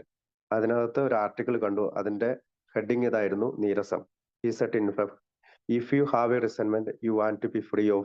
നിനക്ക് നീരസമുണ്ടെങ്കിൽ, നിനക്ക് അതിൽ നിന്ന് മോചനം പ്രാപിക്കണമെങ്കിൽ, if you will pray for the person, നീ ആ വ്യക്തിക്ക് വേണ്ടി പ്രാർത്ഥിക്കണം. or the thing that you resent, you will be free. അങ്ങനെ ആ വ്യക്തിക്ക് വേണ്ടി പ്രാർത്ഥിക്കുകയും ചെയ്ത് കഴിയുമ്പോഴത്തേക്കും നീ ഫ്രീ ആവും. If you will ask in prayer for everything you want for yourself to be given to them, you will be free. അപ്പൊ പ്രാർത്ഥന എന്താണ് വേണ്ടത്? അവന് വേണ്ടിയിട്ട് നീ ആഗ്രഹിക്കുന്നതല്ല അവന് വേണ്ടി കൊടുക്കണമേ എന്ന് നീ പ്രാർത്ഥിക്കുക. ആസ്ക് ഫോർ ദെയർ ഹെൽത്ത്, അവന്റെ ആരോഗ്യത്തിന് വേണ്ടി പ്രാർത്ഥിക്കുക. ദെയർ പ്രോസ്പെരിറ്റി, അവരുടെ ഭാവിക്ക് വേണ്ടി പ്രാർത്ഥിക്കുക. ദെയർ ഹാപ്പിനെസ്, അവരുടെ സന്തോഷത്തിന് വേണ്ടി പ്രാർത്ഥിക്കുക. And you will be free. അങ്ങനെ നീ ഫ്രീ ആകും. അങ്ങനെ even when you don't really want it for dum and your prayers are only words and you don't mean it, go ahead and do it anyway. നിനക്കിത് പ്രാർത്ഥിക്കാൻ നിനക്ക് ആഗ്രഹമില്ലെങ്കിലും ചില വാക്കുകളെങ്കിലും പുറപ്പെടുവിച്ചാൽ നിന്റെ മനസ്സിൽ നിന്നത് കടന്നു പോകും. Do it every day. ഇത് എല്ലാ ദിവസവും ചെയ്യൂ. ഫോർ 2 weeks, 2 ആഴ്ചയെങ്കിലും. And you will find you have come to mean it and to want it for them. 2 ആഴ്ചകൾ ചെയ്തു കഴിഞ്ഞാൽ നിനക്കത് മനസ്സിലാകും, അതിന്റെ അർത്ഥം എന്താണെന്ന് മനസ്സിലാകും. And you will realize that where you used it to feel bitterness and resentment, hard hated, you now feel compassionate and understanding and love. അങ്ങനെ റീസൺമെന്റ് മാറിക്കഴിഞ്ഞാലാണ് നമുക്ക് സ്നേഹം മനസ്സിലാവുകയുള്ളൂ, മറ്റുള്ളവരെ കമ്പാഷനേറ്റ് ആയിട്ട് പ്രവർത്തിക്കാൻ സാധിക്കുള്ളൂ. അപ്പൊ അതൊരു ഒരുപാട് പേജ് ഉണ്ട്, അതിനകത്ത് 2 സെന്റൻസ് പാരഗ്രാഫ് പറഞ്ഞതുള്ളൂ. അപ്പൊ നമുക്കിനി ഈ 1939 ഈ ബുക്ക് എഴുതിയതിനു ശേഷം ഇതിന്റെ കൂടുതൽ വിശദീകരണത്തിനായിട്ട് ബിൽ ഡബ്ല്യു എഴുതിയ ബുക്കാണ് 12 പടികളും 12 പാരമ്പര്യങ്ങളും. അതിന്റെ 2 പേജ് നമ്മൾ കഴിഞ്ഞ ആഴ്ച വായിച്ചാണ്. ബാക്കി പേജ് റോമല് 4-ാം പടിയുടെ ബാക്കി വായിക്കാവോ റോമലെ? കഴിഞ്ഞ ആഴ്ചത്തെ തുടർച്ചയാണ്. 4-ാം പടി, പേജ് 45. വൈകാരികമായി നമ്മൾ വിഷാദത്തിന്റെ വശത്തിലാണെങ്കിൽ ആത്മനിന്ദയാലും കുറ്റബോധത്താലും നാം കീഴടക്കപ്പെടാൻ സാധ്യതയുണ്ട്. ഈ വൃത്തികെട്ട ചതുപ്പിൽ നമ്മൾ ആണ്ടുപോയിരിക്കുന്നു. അതിൽ നിന്നും വൈകൃതവും വേദനാജനകവുമായ ആനന്ദം കിട്ടുന്നു. നമ്മൾ വളരെ മ്ലാനമായി ഈ ഗാഠവിഷാദം പിന്തുടരുമ്പോൾ മറവില്ലാതെ മറ്റൊരു പരിഹാരവും സാധ്യമാകാതെ നിരാശയുടെ ആഴങ്ങളിലേക്ക് നമ്മൾ മുങ്ങിപ്പോയേക്കാം. ഇവിടെ തീർച്ചയായും നമുക്കെല്ലാ വീക്ഷണങ്ങളും നഷ്ടപ്പെട്ടു. അതുകൊണ്ട് തന്നെ എല്ലാ സ്വാഭാവിക വിനയവും നഷ്ടപ്പെട്ടു. കാരണം ഇത് അഹങ്കാരത്തിന്റെ മറുപുറമാണ്. ഇത് ഒരു ധാർമ്മിക കണക്കെടുപ്പേ അല്ല. വിഷാദവാനെ കൂടെ കൂടെ കുപ്പിയിലേക്കും പൂർണ്ണ വിനാശത്തിലേക്കും നയിക്കപ്പെടുന്ന അതേ പ്രക്രിയയാണ് ഇത്. എന്തായാലും നമ്മുടെ സ്വാഭാവിക ഗുണം താൻ മാത്രം എപ്പോഴും ശരി എന്ന തോന്നലിലോ അല്ലെങ്കിൽ പൊള്ളയായ പൊങ്ങച്ചത്തിലോ ചായുന്ന സ്വഭാവമാണുള്ളതെങ്കിൽ നമ്മുടെ പ്രതികരണവും വിപരീതമായിരിക്കും. എയുടെ നിർദ്ദേശിക്കപ്പെട്ട കണക്കെടുപ്പിൽ നമ്മൾ കുപിതരാകുന്നു. കുപ്പി നമ്മുടെ ജീവിതത്തെ തകിടം മറിച്ചതിന് മുമ്പ് നല്ലതെന്ന് കരുതി ഞങ്ങൾ നയിച്ചിരുന്ന ജീവിതത്തെക്കുറിച്ച് അഭിമാനത്തോടെ ഞങ്ങൾ സൂചിപ്പിക്കും എന്നതിൽ സംശയമില്ല. ഞങ്ങളുടെ സ്വഭാവത്തിന്റെ ഗുരുതര വീഴ്ചകൾ നമുക്ക് എങ്ങനെയുണ്ടെന്ന് നാം കരുതുന്നുവെങ്കിൽ അമിതമായ മദ്യപാനം മൂലമുള്ളതാണെന്ന് നമ്മൾ സമ്മതിക്കും. നമുക്ക് എന്തെങ്കിലും ഗുരുതരമായ സ്വഭാവ വൈകല്യങ്ങൾ ഉണ്ടെന്ന് നാം അംഗീകരിക്കുന്നുവെങ്കിൽ അവയ്ക്കെല്ലാം പ്രധാനമായ കാരണം അമിതമായ മദ്യപാനമായിരുന്നു എന്ന് ഞങ്ങൾ അവകാശപ്പെടും. അത് അങ്ങനെയാണെങ്കിൽ ആദ്യമായും അവസാനമായും എല്ലാ കാലയളവിലും നാം ചെയ്യേണ്ട ഒരേ ഒരു കാര്യം കുടിനിർത്തുക എന്നത് മാത്രമാണെന്ന് കാരണസഹിതം ചിന്തിക്കുന്നു. നാം മദ്യം ഉപേക്ഷിക്കുന്ന നിമിഷം തന്നെ ഒരിക്കൽ നമുക്കുണ്ടായിരുന്ന നല്ല ശീലങ്ങൾ നമുക്ക് തിരികെ കിട്ടുമെന്ന് നമ്മൾ വിശ്വസിക്കുന്നു. മദ്യപാനമൊഴിച്ച് മറ്റു കാര്യങ്ങളിൽ നമ്മൾ ജീവിതത്തിലുടനീളം മാന്യരായ ആളുകളാണെങ്കിൽ ഇപ്പോൾ നമ്മൾ മദ്യം ഉപേക്ഷിച്ചത് കാരണം ധാർമ്മിക കണക്കെടുപ്പിന്റെ ആവശ്യകത എന്താണ്? കണക്കെടുപ്പ് ഒഴിവാക്കുന്നതിന് വേണ്ടി മറ്റൊരു രസകരമായ ഒഴിവുകളിൽ നാം കയറി പിടിക്കുന്നു. നമ്മുടെ ഇപ്പോഴത്തെ കുഴപ്പങ്ങളും ഉത്കണ്ഠകളും മറ്റാൾക്കാരുടെ പെരുമാറ്റം കൊണ്ടുണ്ടാവുന്നതാണെന്ന് നാം വിളിച്ചു പറയുന്നു. അവർക്കാണ് യഥാർത്ഥത്തിൽ തീർച്ചയായും ധാർമ്മിക കണക്കെടുപ്പ് ആവശ്യമുള്ളത്. മറ്റുള്ളവർ നമ്മോട് മെച്ചമായി പെരുമാറിയാൽ മാത്രമേ നമ്മുടെ കുഴപ്പങ്ങൾ തീരുമെന്ന് നമ്മൾ ദൃഢമായി വിശ്വസിക്കുന്നു. ഞങ്ങളുടെ നീരസങ്ങൾ ശരിയായ തരത്തിലുള്ളതാണെന്നും ഞങ്ങളുടെ കോപം നീതിയുക്തമാണെന്നതും യുക്തിപരമാണെന്നതും അതുകൊണ്ട് നമ്മൾ ചിന്തിക്കുന്നു. ഞങ്ങളല്ല കുറ്റക്കാർ, അവരാണ് കുറ്റക്കാർ. കണക്കെടുപ്പ് പ്രക്രിയയുടെ ഈ ഘട്ടത്തിൽ നമ്മുടെ സ്പോൺസർമാർ രക്ഷയ്ക്കെത്തുന്നു. അവർക്കിത് ചെയ്യാൻ കഴിയും. എന്തുകൊണ്ടെന്നാൽ എയുടെ 4-ാം പടി പരീക്ഷിച്ചറിഞ്ഞ അനുഭവ സമ്പത്തിന്റെ വാഹകരാണ് അവർ. വിഷാദവാന്റെ പ്രശ്നം എയിലെ മറ്റംഗങ്ങളിൽ നിന്നും വിചിത്രമോ വ്യത്യാസമോ അല്ലെന്നും അയാളുടെ പെരുമാറ്റത്തിന്റെ വൈകല്യങ്ങൾ മറ്റു എയേക്കാൾ കൂടുതലോ വഷളോ അല്ലെന്നും വിഷാദവാനെ ആദ്യം ബോധ്യപ്പെടുത്തിക്കൊണ്ട് അവർ അയാളെ വിശ്വസിപ്പിക്കുന്നു. ഏതൊരു പ്രകടനപരതയുമില്ലാത്ത തന്നെ കുറവുകളെയും ഭൂതകാലത്തെയും വർത്തമാനകാലത്തെയും പറ്റി ലളിതമായി തുറന്ന് സംസാരിക്കുന്നതിലൂടെ സ്പോൺസർ ഇത് പെട്ടെന്ന് തെളിയിക്കുന്നു. ഈ ശാന്തവും യാഥാർത്ഥ്യബോധത്തോടുമുള്ള കണക്കെടുപ്പ് വളരെയധികം ആശ്വാസം നൽകുന്നതാണ്. നവാഗതനെ അയാളുടെ ബോധ്യങ്ങളോടൊപ്പം ശ്രദ്ധിക്കാൻ ധാരാളം ഗുണങ്ങളുണ്ടെന്ന് സ്പോൺസർ മിക്കവാറും സൂചിപ്പിക്കുന്നു. ഇത് തുലനാവസ്ഥയെ പ്രോത്സാഹിപ്പിക്കുകയും മ്ലാനതയെ അകറ്റുകയും ചെയ്യുന്നു. നവാഗതൻ കൂടുതൽ വസ്തുനിഷ്ഠമാകുവാൻ തുടങ്ങുന്ന ഉടനെ അയാൾക്ക് ഭയത്തേക്കാളുപരി ഭയരഹിതമായി തൻ്റെ കുറവുകൾ മനസ്സിലാക്കാൻ കഴിയും. തങ്ങൾക്ക് കണക്കെടുപ്പിന്റെ ആവശ്യമില്ലെന്ന് കരുതുന്നവരുടെ സ്പോൺസർമാർ മറ്റൊരു പ്രശ്നം അഭിമുഖീകരിക്കുന്നു. ആത്മാഹങ്കാരത്തോടെ നടക്കുന്ന ആളുകൾ തങ്ങളുടെ ബാധ്യതകളോട് അബോധമായി അന്ധരാകുന്നു എന്നതാണ് ഇതിന് കാരണം. ഇത്തരം നവാഗതർക്ക് വിരളമായ ആശ്വാസപ്പെടുത്തൽ ആവശ്യമുള്ളൂ. തങ്ങളുടെ അഹംഭാവം പടുത്തുയർത്തിയ മതിലുകളിൽ വിവേകത്തിന്റെ വെളിച്ചത്തിന് കടന്നുവരാൻ പാകത്തിൽ ഒരു വിള്ളൽ കണ്ടെത്താൻ അവരെ സഹായിക്കേണ്ട പ്രശ്നമേയുള്ളൂ. ആദ്യമായി എയിലെ ഭൂരിഭാഗം അംഗങ്ങളും അവരുടെ മദ്യപാനങ്ങളിൽ ആത്മന്യായീകരണത്തിന്റെ കടുത്ത വേദനകൾ അനുഭവിച്ചിട്ടുണ്ടെന്ന് അവരോട് പറയാൻ കഴിയണം. നമ്മളിൽ ഭൂരിഭാഗം പേർക്കും ഒഴിവുകഴിവുകളുടെ സൃഷ്ടാവായിരുന്നു ആത്മന്യായീകരണം. തീർച്ചയായും മദ്യപിക്കുന്നതിനും എല്ലാത്തരം ഭ്രാന്തൻ നശീകരണ പെരുമാറ്റങ്ങൾക്കും ഒഴിവുകഴിവുകളാൽ തെളിവുകൾ സൃഷ്ടിക്കുന്നത് ഞങ്ങളൊരു കലയാക്കി മാറ്റി. ഞങ്ങൾക്ക് മദ്യപിക്കേണ്ടി വന്നു. എന്തുകൊണ്ടെന്നാൽ സമയം നല്ലതായാലും മോശമായാലും ഞങ്ങൾക്ക് മദ്യപിക്കേണ്ടിയിരുന്നു. വീട്ടിൽ ഞങ്ങൾ സ്നേഹം കൊണ്ട് വീർപ്പുമുട്ടി, അല്ലെങ്കിൽ ഞങ്ങൾക്ക് സ്നേഹമേ കിട്ടിയില്ല. അതുകൊണ്ടും ഞങ്ങൾക്ക് മദ്യപിക്കേണ്ടി വന്നു. തൊഴിലിൽ ഞങ്ങൾ വലിയ വിജയങ്ങളോ കടുത്ത പരാജയമോ ആയിരുന്നു. അതുകൊണ്ടും ഞങ്ങൾക്ക് മദ്യപിക്കേണ്ടി വന്നു. നമ്മുടെ രാജ്യം ഒരു യുദ്ധം ജയിക്കുകയോ ഒരു സമാധാനം നഷ്ടപ്പെടുത്തുകയോ ചെയ്തു. അതുകൊണ്ടും ഞങ്ങൾക്ക് കുടിക്കേണ്ടി വന്നു. അങ്ങനെ അനന്തമായി ഞങ്ങളുടെ ഒഴിവുകഴിവുകൾ നീണ്ടു പോയി. അവസ്ഥയാണ് ഞങ്ങളെ മദ്യപാനത്തിലേക്ക് നയിച്ചതെന്ന് നാം ചിന്തിച്ചു. ഇത്തരം അവസ്ഥകളെ നേരെയാക്കാൻ ഞങ്ങൾ ശ്രമിച്ചപ്പോൾ പൂർണ്ണമായും തൃപ്തികരമായി അതിന് കഴിയില്ലെന്ന് ഞങ്ങൾ കണ്ടെത്തി. ഞങ്ങളുടെ മദ്യപാനം കൈവിട്ടു പോവുകയും ഞങ്ങൾ മദ്യപരായി മാറുകയും ചെയ്ത അവസ്ഥകൾ എന്തുതന്നെയായാലും അവയെ നേരിടാൻ ഞങ്ങൾ സ്വയം മാറേണ്ടതുണ്ട് എന്ന് ഞങ്ങൾ ഒരിക്കലും തോന്നിയില്ല.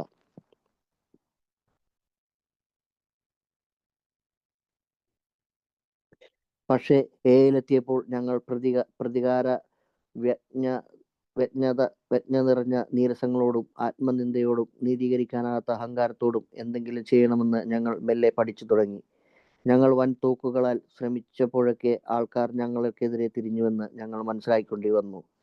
ഞങ്ങൾ അമർഷം വെച്ചു പുലർത്തിയപ്പോൾ, തോൽവികൾക്ക് പ്രതികാരം ചെയ്യാൻ പദ്ധതിയിട്ടപ്പോൾ, മറ്റുള്ളവർക്കെതിരെ പ്രയോഗിക്കാൻ നാം കരുതി വച്ചിരിക്കുന്ന കോപത്തിന്റെ ഗത കൊണ്ട് ഞങ്ങൾ സത്യത്തിൽ നമ്മെ തന്നെ പ്രഹരിക്കുകയായിരുന്നുവെന്ന് ഞങ്ങൾ മനസ്സിലാക്കേണ്ടി വന്നു.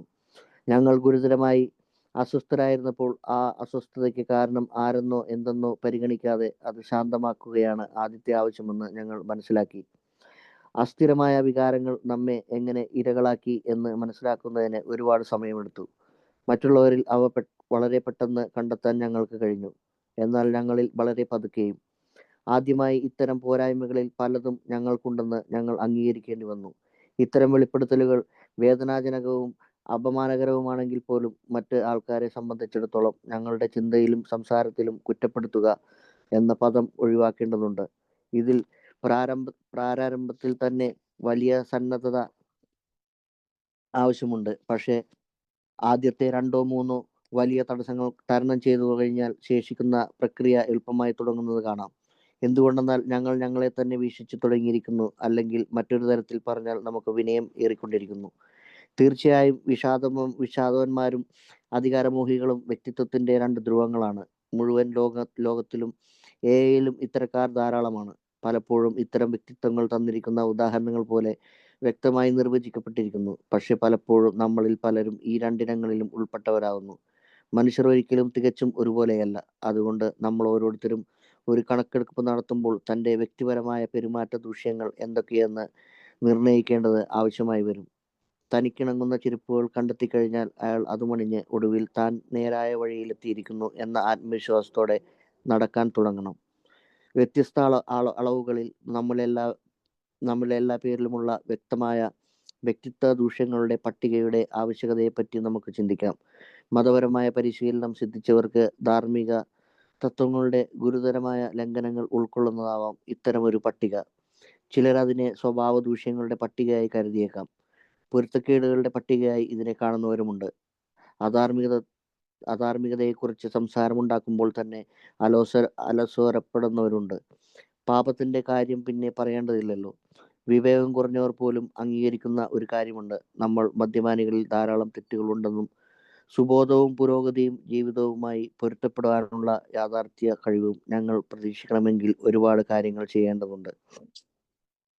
ഈ പോരായ്മകളെ വിളിക്കപ്പെടേണ്ട പേരുകളെ ചൊല്ലിയുള്ള ആശയക്കുഴപ്പം ഒഴിവാക്കുന്നതിന് വേണ്ടി മനുഷ്യന്റെ പ്രധാന വീഴ്ചകളെക്കുറിച്ച് സാർവദേശികമായി അംഗീകരിക്കപ്പെട്ടിട്ടുള്ള പട്ടിക നമുക്കെടുക്കാം. 7 മാരകപാപങ്ങൾ എന്നറിയപ്പെടുന്ന അഹങ്കാരം, അത്യാഗ്രഹം, കാമം, കോപം, ആർത്തി, അസൂയ, അലസത എന്നിവ. ഈ ഘോഷയാത്രയിൽ അഹങ്കാരം തലപ്പത്ത് വരുന്നത് യാദൃശ്ചികമല്ല. ബോധമോ അബോധമോ ആയ ഭയങ്ങളാൽ പ്രോത്സാഹിക്കപ്പെട്ട് സ്വയം നീതീകരണത്തിലേക്ക് നയിക്കുന്ന അഹങ്കാരമാണ് യഥാർത്ഥ പുരോഗതിയുടെ പ്രധാന തടസ്സവും മനുഷ്യന്റെ ഭൂരിഭാഗം ബുദ്ധിമുട്ടുകളുടെയും അടിസ്ഥാനവും. ദൈവദത്തമായ ജന്മവാസനകളെ ദുർവിനിയോഗം ചെയ്യാതെ അല്ലെങ്കിൽ വളച്ചൊടിക്കാതെ നിറവേറ്റാനാകാത്ത ആവശ്യങ്ങൾ നമ്മോട് തന്നെയും മറ്റുള്ളവരോടും ഉയർത്തുന്നതിലേക്ക് അഹങ്കാരം നമ്മെ ആകർഷിക്കുന്നു. സമൂഹത്തിന്റെയും സുരക്ഷിതത്വത്തിന്റെയും ലൈംഗികതയുടെയും ജന്മവാസനകൾ തൃപ്തിപ്പെടുത്തുന്നത് നമ്മുടെ ജീവിതത്തിന്റെ ഒരേ ഒരു ലക്ഷ്യമായി മാറുമ്പോൾ പരിധിവിടുന്ന ധാരാളിത്തത്തെ നീതീകരിക്കുന്നതിന് അഹങ്കാരം മുന്നോട്ട് വരുന്നു. ഈ പരാജയങ്ങളെല്ലാം അവയുടേതായ രീതിയിൽ ഭയവും ആത്മതുരതയും സൃഷ്ടിക്കുന്നു. പിന്നെ ഭയം ക്രമേണ കൂടുതൽ പെരുമാറ്റ വൈകല്യങ്ങൾ സൃഷ്ടിക്കുന്നു. നമ്മുടെ ജന്മവാസനകളെ തൃപ്തിപ്പെടുത്താനാവില്ല എന്ന അകാരണമായ ഭയം മറ്റുള്ളവരുടെ സ്വത്തിനെ കാക്ഷിക്കുന്നതിലേക്കും അധികാരവും ലൈംഗികതയും കാമിക്കുന്നതിലേക്കും നമ്മുടെ ജന്മസിദ്ധമായ ആവശ്യകതകൾ ഭീഷണിപ്പെടുത്തുമ്പോൾ കോപം വരുന്നതിലേക്കും നമ്മുടെ ഉത്കർഷേച്ഛ സഫലമാവാതെയും മറ്റുള്ളവരുടേത് സഫലമാവുകയും ചെയ്യുമ്പോൾ അസൂയപ്പെടുന്നതിലേക്കും നമ്മെ നയിക്കുന്നു. ഭാവിയിൽ നമുക്ക് ആവശ്യത്തിനുണ്ടാവില്ല എന്ന ഭയത്താൽ ഇപ്പോൾ നമ്മൾ ആവശ്യത്തിൽ കൂടുതൽ ഭക്ഷിക്കുകയും കുടിക്കുകയും പിടിച്ചെടുക്കുകയും ചെയ്യുന്നു. ജോലിയുടെ സാധ്യതയിൽ യഥാർത്ഥമായ ഭയത്തോടെ നമ്മൾ മടിപിടിച്ചു നിന്നു. ഞങ്ങൾ സ്വയം സമയം പാഴാക്കുകയും കാലവിളംബം വരുത്തുകയും ചെയ്തു. ഇനി അങ്ങേയറ്റം പകുതി മനസ്സോടെ പുലമ്പിക്കൊണ്ട് ജോലി ചെയ്തു. നാം പണി കഴിപ്പിക്കാൻ ശ്രമിക്കുന്ന ജീവിതത്തിന്റെ അസ്ഥിവാരത്തെ ആർത്തിയോടെ വിഴുങ്ങുന്ന ചിതലുകളാണ് ഇത്തരം ഭയങ്ങൾ. അതുകൊണ്ട് തന്നെ ഭയരഹിതമായ ഒരു ധാർമ്മിക കണക്കെടുപ്പ് നടത്തണമെന്ന് നിർദ്ദേശിക്കുമ്പോൾ തനിക്ക് ചെയ്യാൻ കഴിയുന്നതിനേക്കാൾ ഉപരിയാണ് തന്നോട് ആവശ്യപ്പെടുന്നതെന്ന് എല്ലാ നവാഗതർക്കും തോന്നിയേക്കാം.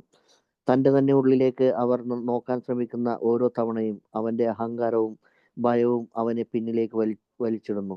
അഹങ്കാരം പറയുന്നു, നീ ഈ വഴി കടന്നു പോകേണ്ട കാര്യമില്ല. ഭയം പറയുന്നു, നീ നോക്കുക പോലും ചെയ്യരുത്. സത്യത്തിൽ ഒരു ധാർമ്മിക കണക്കെടുപ്പ് നടത്തിയ അംഗത്തിന്റെ തെളിവ് എന്നത് ഇത്തരത്തിലുള്ള ഭയവും അഹങ്കാരവും ഉമ്മാക്കിയില്ലാതെ മറ്റൊന്നുമായി മാറിയില്ല എന്നതാണ്. കണക്കെടുപ്പ് നടത്തുന്നതിന് പരിപൂർണമായ സന്നദ്ധത നമുക്കുണ്ടെങ്കിൽ, ആ ജോലി ഭംഗിയായി ചെയ്യുന്നതിന് വേണ്ടി നാം നമ്മെ സജ്ജരാക്കുന്നുവെങ്കിൽ, മൂടൽമഞ്ഞ് നിറഞ്ഞ ഈ രംഗത്തിൽ അത്ഭുതകരമായ ഒരു വെളിച്ചം വീഴുന്നു. നമ്മൾ തുടരുമ്പോൾ ഒരു പുതുപുത്തൻ ആത്മവിശ്വാസം ഉടലെടുക്കുന്നു. നമുക്കൊടുവിൽ ലഭിക്കുന്ന ആത്മവിശ്വാസം അനിർവചനീയമാണ്. 4-ാം പടിയുടെ ആദ്യ ഫലങ്ങളാണിവ. ഈ സമയം കൊണ്ട് നവാഗതർ താഴെ പറയുന്ന നിഗമനങ്ങളിലേക്ക് മിക്കവാറും എത്തിക്കഴിഞ്ഞിരിക്കും. വഴിതെറ്റിപ്പോയ ജന്മവാസനകളെ പ്രതിനിധീകരിക്കുന്ന തൻ്റെ പെരുമാറ്റ ദൂഷ്യങ്ങളാണ് തൻ്റെ മദ്യപാനത്തിൻ്റെയും ജീവിതത്തിലെ തൻ്റെ പരാജയത്തിൻ്റെയും പ്രാഥമിക കാരണം. വളരെ വഷളായ ഇത്തരം കുറവുകളെ ഇല്ലാതാക്കുന്നതിന് വേണ്ടി കഠിനമായി ശ്രമിക്കാൻ ഇപ്പോൾ താൻ സന്നദ്ധനാകാത്ത പക്ഷം സുബോധവും മനസമാധാനവും തനിക്ക് പിടിതരാതെ ഇനിയും ഒഴിഞ്ഞു മാറും. തൻ്റെ ജീവിതത്തിൻ്റെ തെറ്റായ അസ്ഥിവാരത്തെ പൊളിച്ചു കളഞ്ഞ് ഉറച്ച പാറമേൽ അത് പുതുക്കിപ്പണിയണം. തൻ്റെ കുറവുകൾ അന്വേഷിച്ചു തുടങ്ങാൻ ഇപ്പോൾ സന്നദ്ധ കാണിക്കാതിരിക്കുന്ന അയാൾ ചോദിച്ചേക്കാം, ഞാൻ എങ്ങനെയാണ് ഇതിൽ ഏർപ്പെടേണ്ടത്? ഞാൻ എൻ്റെ തന്നെ കണക്കെടുക്കേണ്ടത് എങ്ങനെയാണ്? 4-ാം പടി ഒരാജീവനാന്ത പരിശീലനത്തിന്റെ തുടക്കമായതിനാൽ അയാൾ ആദ്യം തൻ്റെ അങ്ങേയറ്റം കുഴപ്പം പിടിച്ചതും തെളിഞ്ഞു കാണുന്നതുമായ സ്വകാര്യ കുറവുകളെ ആദ്യം മനസ്സിലാക്കണമെന്ന് അയാളോട് നിർദ്ദേശിക്കേണ്ടതുണ്ട്. എന്തായിരുന്നു ശരി അല്ലെങ്കിൽ എന്തായിരുന്നു തെറ്റ് എന്നുള്ള തൻ്റെ വിലയിരുത്തൽ ഉപയോഗിച്ച് സമൂഹത്തിനും സുരക്ഷിതത്തിനും ലൈംഗികതയ്ക്കുമുള്ള തൻ്റെ പ്രാഥമിക ജന്മവാസനകളെ സംബന്ധിച്ച് തൻ്റെ പെരുമാറ്റത്തിൻ്റെ ഒരു ഏകദേശ വിലയിരുത്തൽ അയാൾ നടത്തണം. തൻ്റെ ജീവിതത്തിലേക്ക് തിരിഞ്ഞു നോക്കുമ്പോൾ താഴെ പറയുന്ന തരം ചോദ്യങ്ങളുടെ പരിഗണനയിലൂടെ അയാൾക്ക് പെട്ടെന്ന് അങ്ങനെ ചെയ്യാൻ കഴിയും. ഇപ്പോൾ എങ്ങനെ, ഏതൊക്കെ സന്ദർഭങ്ങളിൽ ലൈംഗിക ബന്ധത്തിനുള്ള എൻ്റെ സ്വാർത്ഥ പ്രയാണം മറ്റുള്ളവരെയും എന്നെയും തകർത്തു? ഏതൊക്കെ ആൾക്കാരെ എങ്ങനെ മോശമായി മുറിപ്പെടുത്തി? ഞാൻ എൻ്റെ വിവാഹത്തെ തകർക്കുകയോ എൻ്റെ കുട്ടികളെ മുറിവേൽപ്പിക്കുകയോ ചെയ്തു? സമുദായത്തിലുള്ള എൻ്റെ നിലനിൽപ്പ് ഞാൻ അപായപ്പെടുത്തിയോ? ആ സമയത്ത് ഇത്തരം സാഹചര്യങ്ങളോട് ഞാൻ എങ്ങനെ പ്രതികരിച്ചു? ഒന്നിനും കെടുത്താനാകാത്ത കുറ്റബോധത്താൽ ഞാൻ നീറിയോ? ഞാൻ വേട്ടയാടപ്പെടുകയായിരുന്നെന്നും വേട്ടക്കാരനിലായിരുന്നെന്നും അതിനാൽ എന്നെ കുറ്റവിമുക്തനാക്കണമെന്നും ഞാൻ നിർബന്ധിച്ചു? ലൈംഗിക വിഷയങ്ങളിലെ അതൃപ്തിയോട് ഞാൻ എങ്ങനെ പ്രതികരിച്ചു? പേജ് 53. പക്ഷേ കുടുംബമായിട്ടും സുഹൃത്തുക്കളുമായിട്ടും സമൂഹവുമായിട്ടുമൊക്കെയുള്ള നമ്മുടെ വികലമായ ബന്ധങ്ങളിൽ നിന്നാണ് ഞങ്ങളിൽ ഭൂരിഭാഗം പേർക്കും ധാരാളം കഷ്ടപ്പെടേണ്ടി വന്നത്. ഞങ്ങൾ അവയെക്കുറിച്ച് പ്രത്യേകിച്ചും ചിന്താശൂന്യരും കടുപിടുത്തക്കാരുമായിരുന്നു.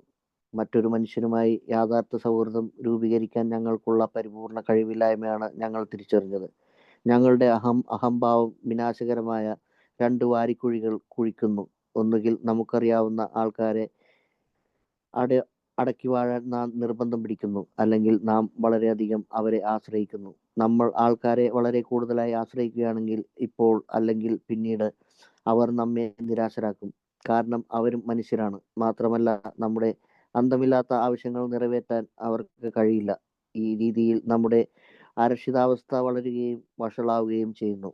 നമ്മൾ പതിവ് പോലെ നമ്മുടെ സ്വേച്ഛാപരമായ ആഗ്രഹങ്ങൾക്ക് വേണ്ടി മറ്റുള്ളവരെ സ്വാധീനിക്കാൻ ശ്രമിക്കുമ്പോൾ അവർ പ്രതിഷേധിക്കുകയും ശക്തമായി നമ്മെ പ്രതിരോധിക്കുകയും ചെയ്യുന്നു. അപ്പോൾ ഞങ്ങളുടെ വികാരങ്ങൾ മുറിവേൽക്കുകയും ഞങ്ങൾ പീഡിപ്പിക്കപ്പെടുകയാണെന്ന് തോന്നുകയും പ്രതികാരജ്ഞത ഉടലെടുക്കുകയും ചെയ്യുന്നു. നിയന്ത്രിക്കാനുള്ള നമ്മുടെ ശ്രമങ്ങൾ നാം വർദ്ധിപ്പിക്കുമ്പോഴും അവ പരാജയപ്പെട്ടുകൊണ്ടേയിരിക്കുകയും നമ്മുടെ കഷ്ടപ്പാട് കൂടുതൽ രൂക്ഷവും സ്ഥായിയുമായി മാറുകയും ചെയ്യുന്നു. കുടുംബത്തിൽ ഒരാളായിരിക്കാനോ, സുഹൃത്തുക്കളുടെ ഇടയിൽ ഒരു സുഹൃത്തായിരിക്കാനോ, ജോലിക്കാരുടെ ഇടയിൽ ഒരു ജോലിക്കാരനായിരിക്കാനോ, സമൂഹത്തിലെ പരോപകാരിയായ അംഗമായിരിക്കാനോ നമ്മൾ ഒരിക്കൽ പോലും ശ്രമിച്ചിട്ടില്ല. കൂട്ടത്തിന്റെ തലപ്പത്തെത്താനോ എല്ലാത്തിൻ്റെയും അടിയിൽ ഒളിക്കാനോ നമ്മൾ എല്ലായ്പ്പോഴും ശ്രമിച്ചു. തൽപരമായ ഇത്തരം പെരുമാറ്റം നമ്മളുമായിട്ടുള്ള ആരുടെയെങ്കിലും പങ്കാളിത്തത്തെ തടസ്സപ്പെടുത്തി. യഥാർത്ഥ സഹോദര്യത്തെക്കുറിച്ച് ഞങ്ങൾ ചുരുങ്ങിയ ധാരണയേ ഉണ്ടായിരുന്നുള്ളൂ. ഇന്നിവിടെ ഉന്നയിക്കപ്പെട്ട പല ചോദ്യങ്ങളോടും ചിലർ പ്രതിഷേധിച്ചേക്കാം. എന്തുകൊണ്ടെന്നാൽ അവരുടെ തന്റെ പെരുമാറ്റത്തിന്റെ കുറവുകൾ അത്രത്തോളം തെളിഞ്ഞതല്ലെന്ന് അവർ ചിന്തിക്കുന്നു. പ്രതിഷേധാർഹമായ ചോദ്യങ്ങൾ സ്പർശിക്കുന്ന തകരാറുകളെ തന്നെ വെളിപ്പെടുത്താൻ ശ്രദ്ധാപൂർവമായ ഒരു അന്വേഷണം അനുപേക്ഷണീയമാണെന്ന് ഇവരോട് നിർദ്ദേശിക്കാം.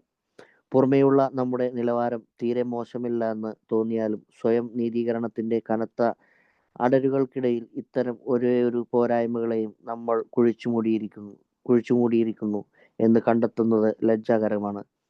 കുറവുകൾ എന്തുതന്നെയായാലും ആത്യന്തികമായി അവയുടെ ഒളിപ്പോരിൽ നാം മദ്യപാനത്തിലേക്ക് വീണു. അതുകൊണ്ട് കണക്കെടുപ്പ് നടത്തുമ്പോൾ പരിപൂർണത എന്നതാണ് ശ്രദ്ധേയമായ പദം. ഈ അവസരത്തിൽ നമ്മുടെ ചോദ്യങ്ങളും ഉത്തരങ്ങളും എഴുതിയുണ്ടാക്കുന്നത് ബുദ്ധിപരമായിരിക്കും. വ്യക്തമായ ചിന്തയ്ക്കും സത്യസന്ധമായ വിലയിരുത്തലിനും ഒരു സഹായമാവും ഇത്. മുന്നോട്ടു പോകാനുള്ള പരിപൂർണമായ നമ്മുടെ സന്നദ്ധതയുടെ പ്രത്യക്ഷമായ ആദ്യ തെളിവായിരിക്കുന്നത്. Thank you റോബിന. അപ്പം ബിൽ ഡബ്ല്യുവിന്റെ ലേഖനമാണത്. കൂടുതൽ വിശദീകരിച്ചുകൊണ്ട്, കാരണം നമുക്ക് സെക്സിനെ കുറിച്ചൊക്കെ വളരെ ചെറിയ പാരഗ്രാഫിലാണ് അത് പുള്ളി പറഞ്ഞിട്ടുള്ളൂ. അല്ലെങ്കിൽ ആ 100 പേര് ചേർന്ന് എഴുതിയ പുസ്തകത്തിൽ കുറച്ച് കാര്യങ്ങളുള്ളൂ.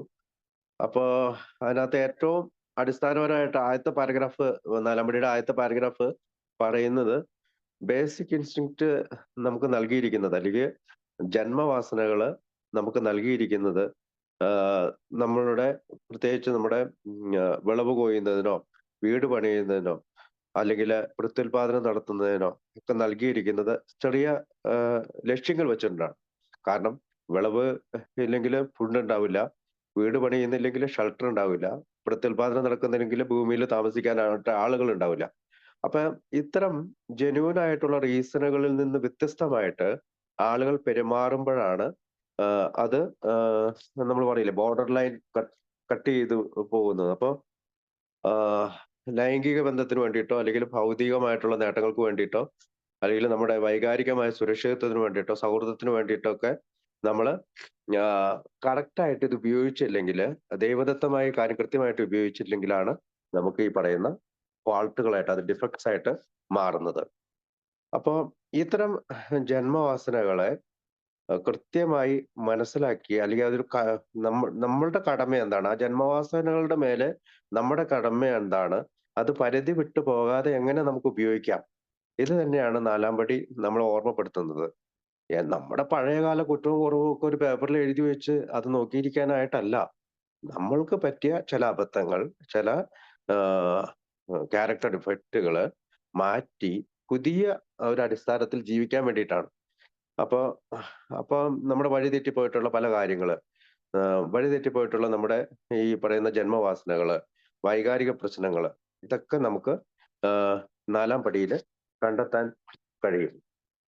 അപ്പൊ ഇങ്ങനെ കണ്ടെത്തി കഴിഞ്ഞാൽ മാത്രമാണ് ഒരു ഊർജ്ജസ്വലമായിട്ടുള്ള ഒരു ജീവിതം നയിക്കാനായിട്ട് നമുക്ക് സാധിക്കുന്നത്.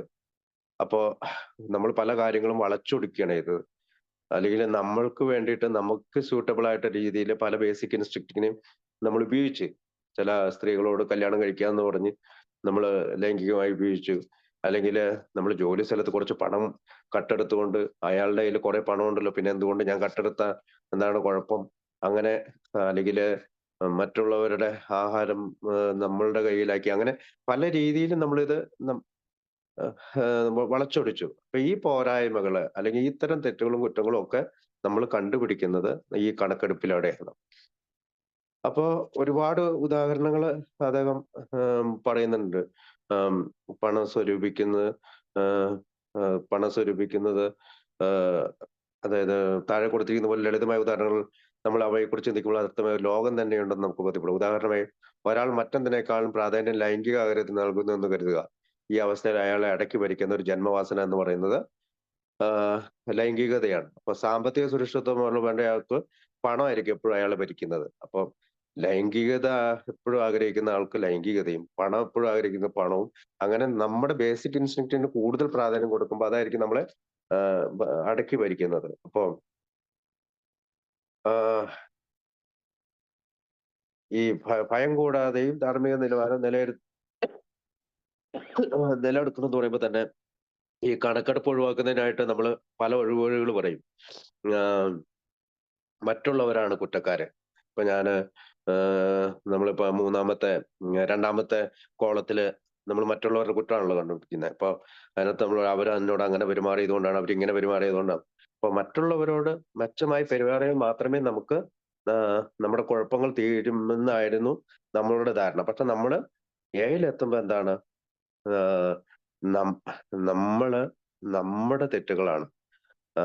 അവരാ അവരല്ല കുറ്റക്കാര്, നമ്മളാണ് കുറ്റക്കാരെന്ന ആശയമാണ് നമ്മൾ സ്വീകരിക്കുന്നത്. ഏഹ് പലപ്പോഴും മറ്റുള്ളവർ കുറ്റക്കാരായതുകൊണ്ടാണ് നമ്മൾ പലപ്പോഴും ശരിയായ തരത്തില് പെരുമാറാതെ പോയത് എന്നൊക്കെയാണ് നമ്മുടെ ചിന്ത. പക്ഷെ ഈ 4-ാം പടി നമ്മളെ പഠിപ്പിക്കുന്നത് എന്താന്ന് വെച്ചാല്, ആഹ് ആദ്യത്തെ 3 കോളം കഴിയുമ്പോൾ 4-ാമത്തെ കോളത്തിലേക്ക് എത്തുമ്പോൾ നമ്മളെ പഠിപ്പിക്കുന്നത് എന്താന്ന് വെച്ചാല്, നമ്മളുടെ തെറ്റുകളും കുറ്റങ്ങളും കണ്ടുപിടിക്കുക എന്നുള്ള ഒരാശയത്തിലേക്ക് എത്തിച്ചേരുകയാണ്. ആഹ് ചിലർക്ക് ഈ പറയുന്ന കണക്കെടുപ്പിന്റെ ആവശ്യമില്ലെന്ന് കരുതുന്നവരുടെ സ്പോൺസർ മറ്റൊരു പ്രശ്നം അഭിമുഖീകരിക്കുന്നു. ആത്മാഹങ്കാരത്തോടെ നടക്കുന്ന ആളുകൾ തങ്ങളുടെ ബാധ്യതകളോട് അബോധമായി അന്ധരാകുന്നു എന്നതാണ് അതിന് കാരണം. ഇത്തരം നവാഗതർക്ക് വിരളമായി ആശ്വാസപ്പെടുത്താൻ ആവശ്യമുള്ളൂ.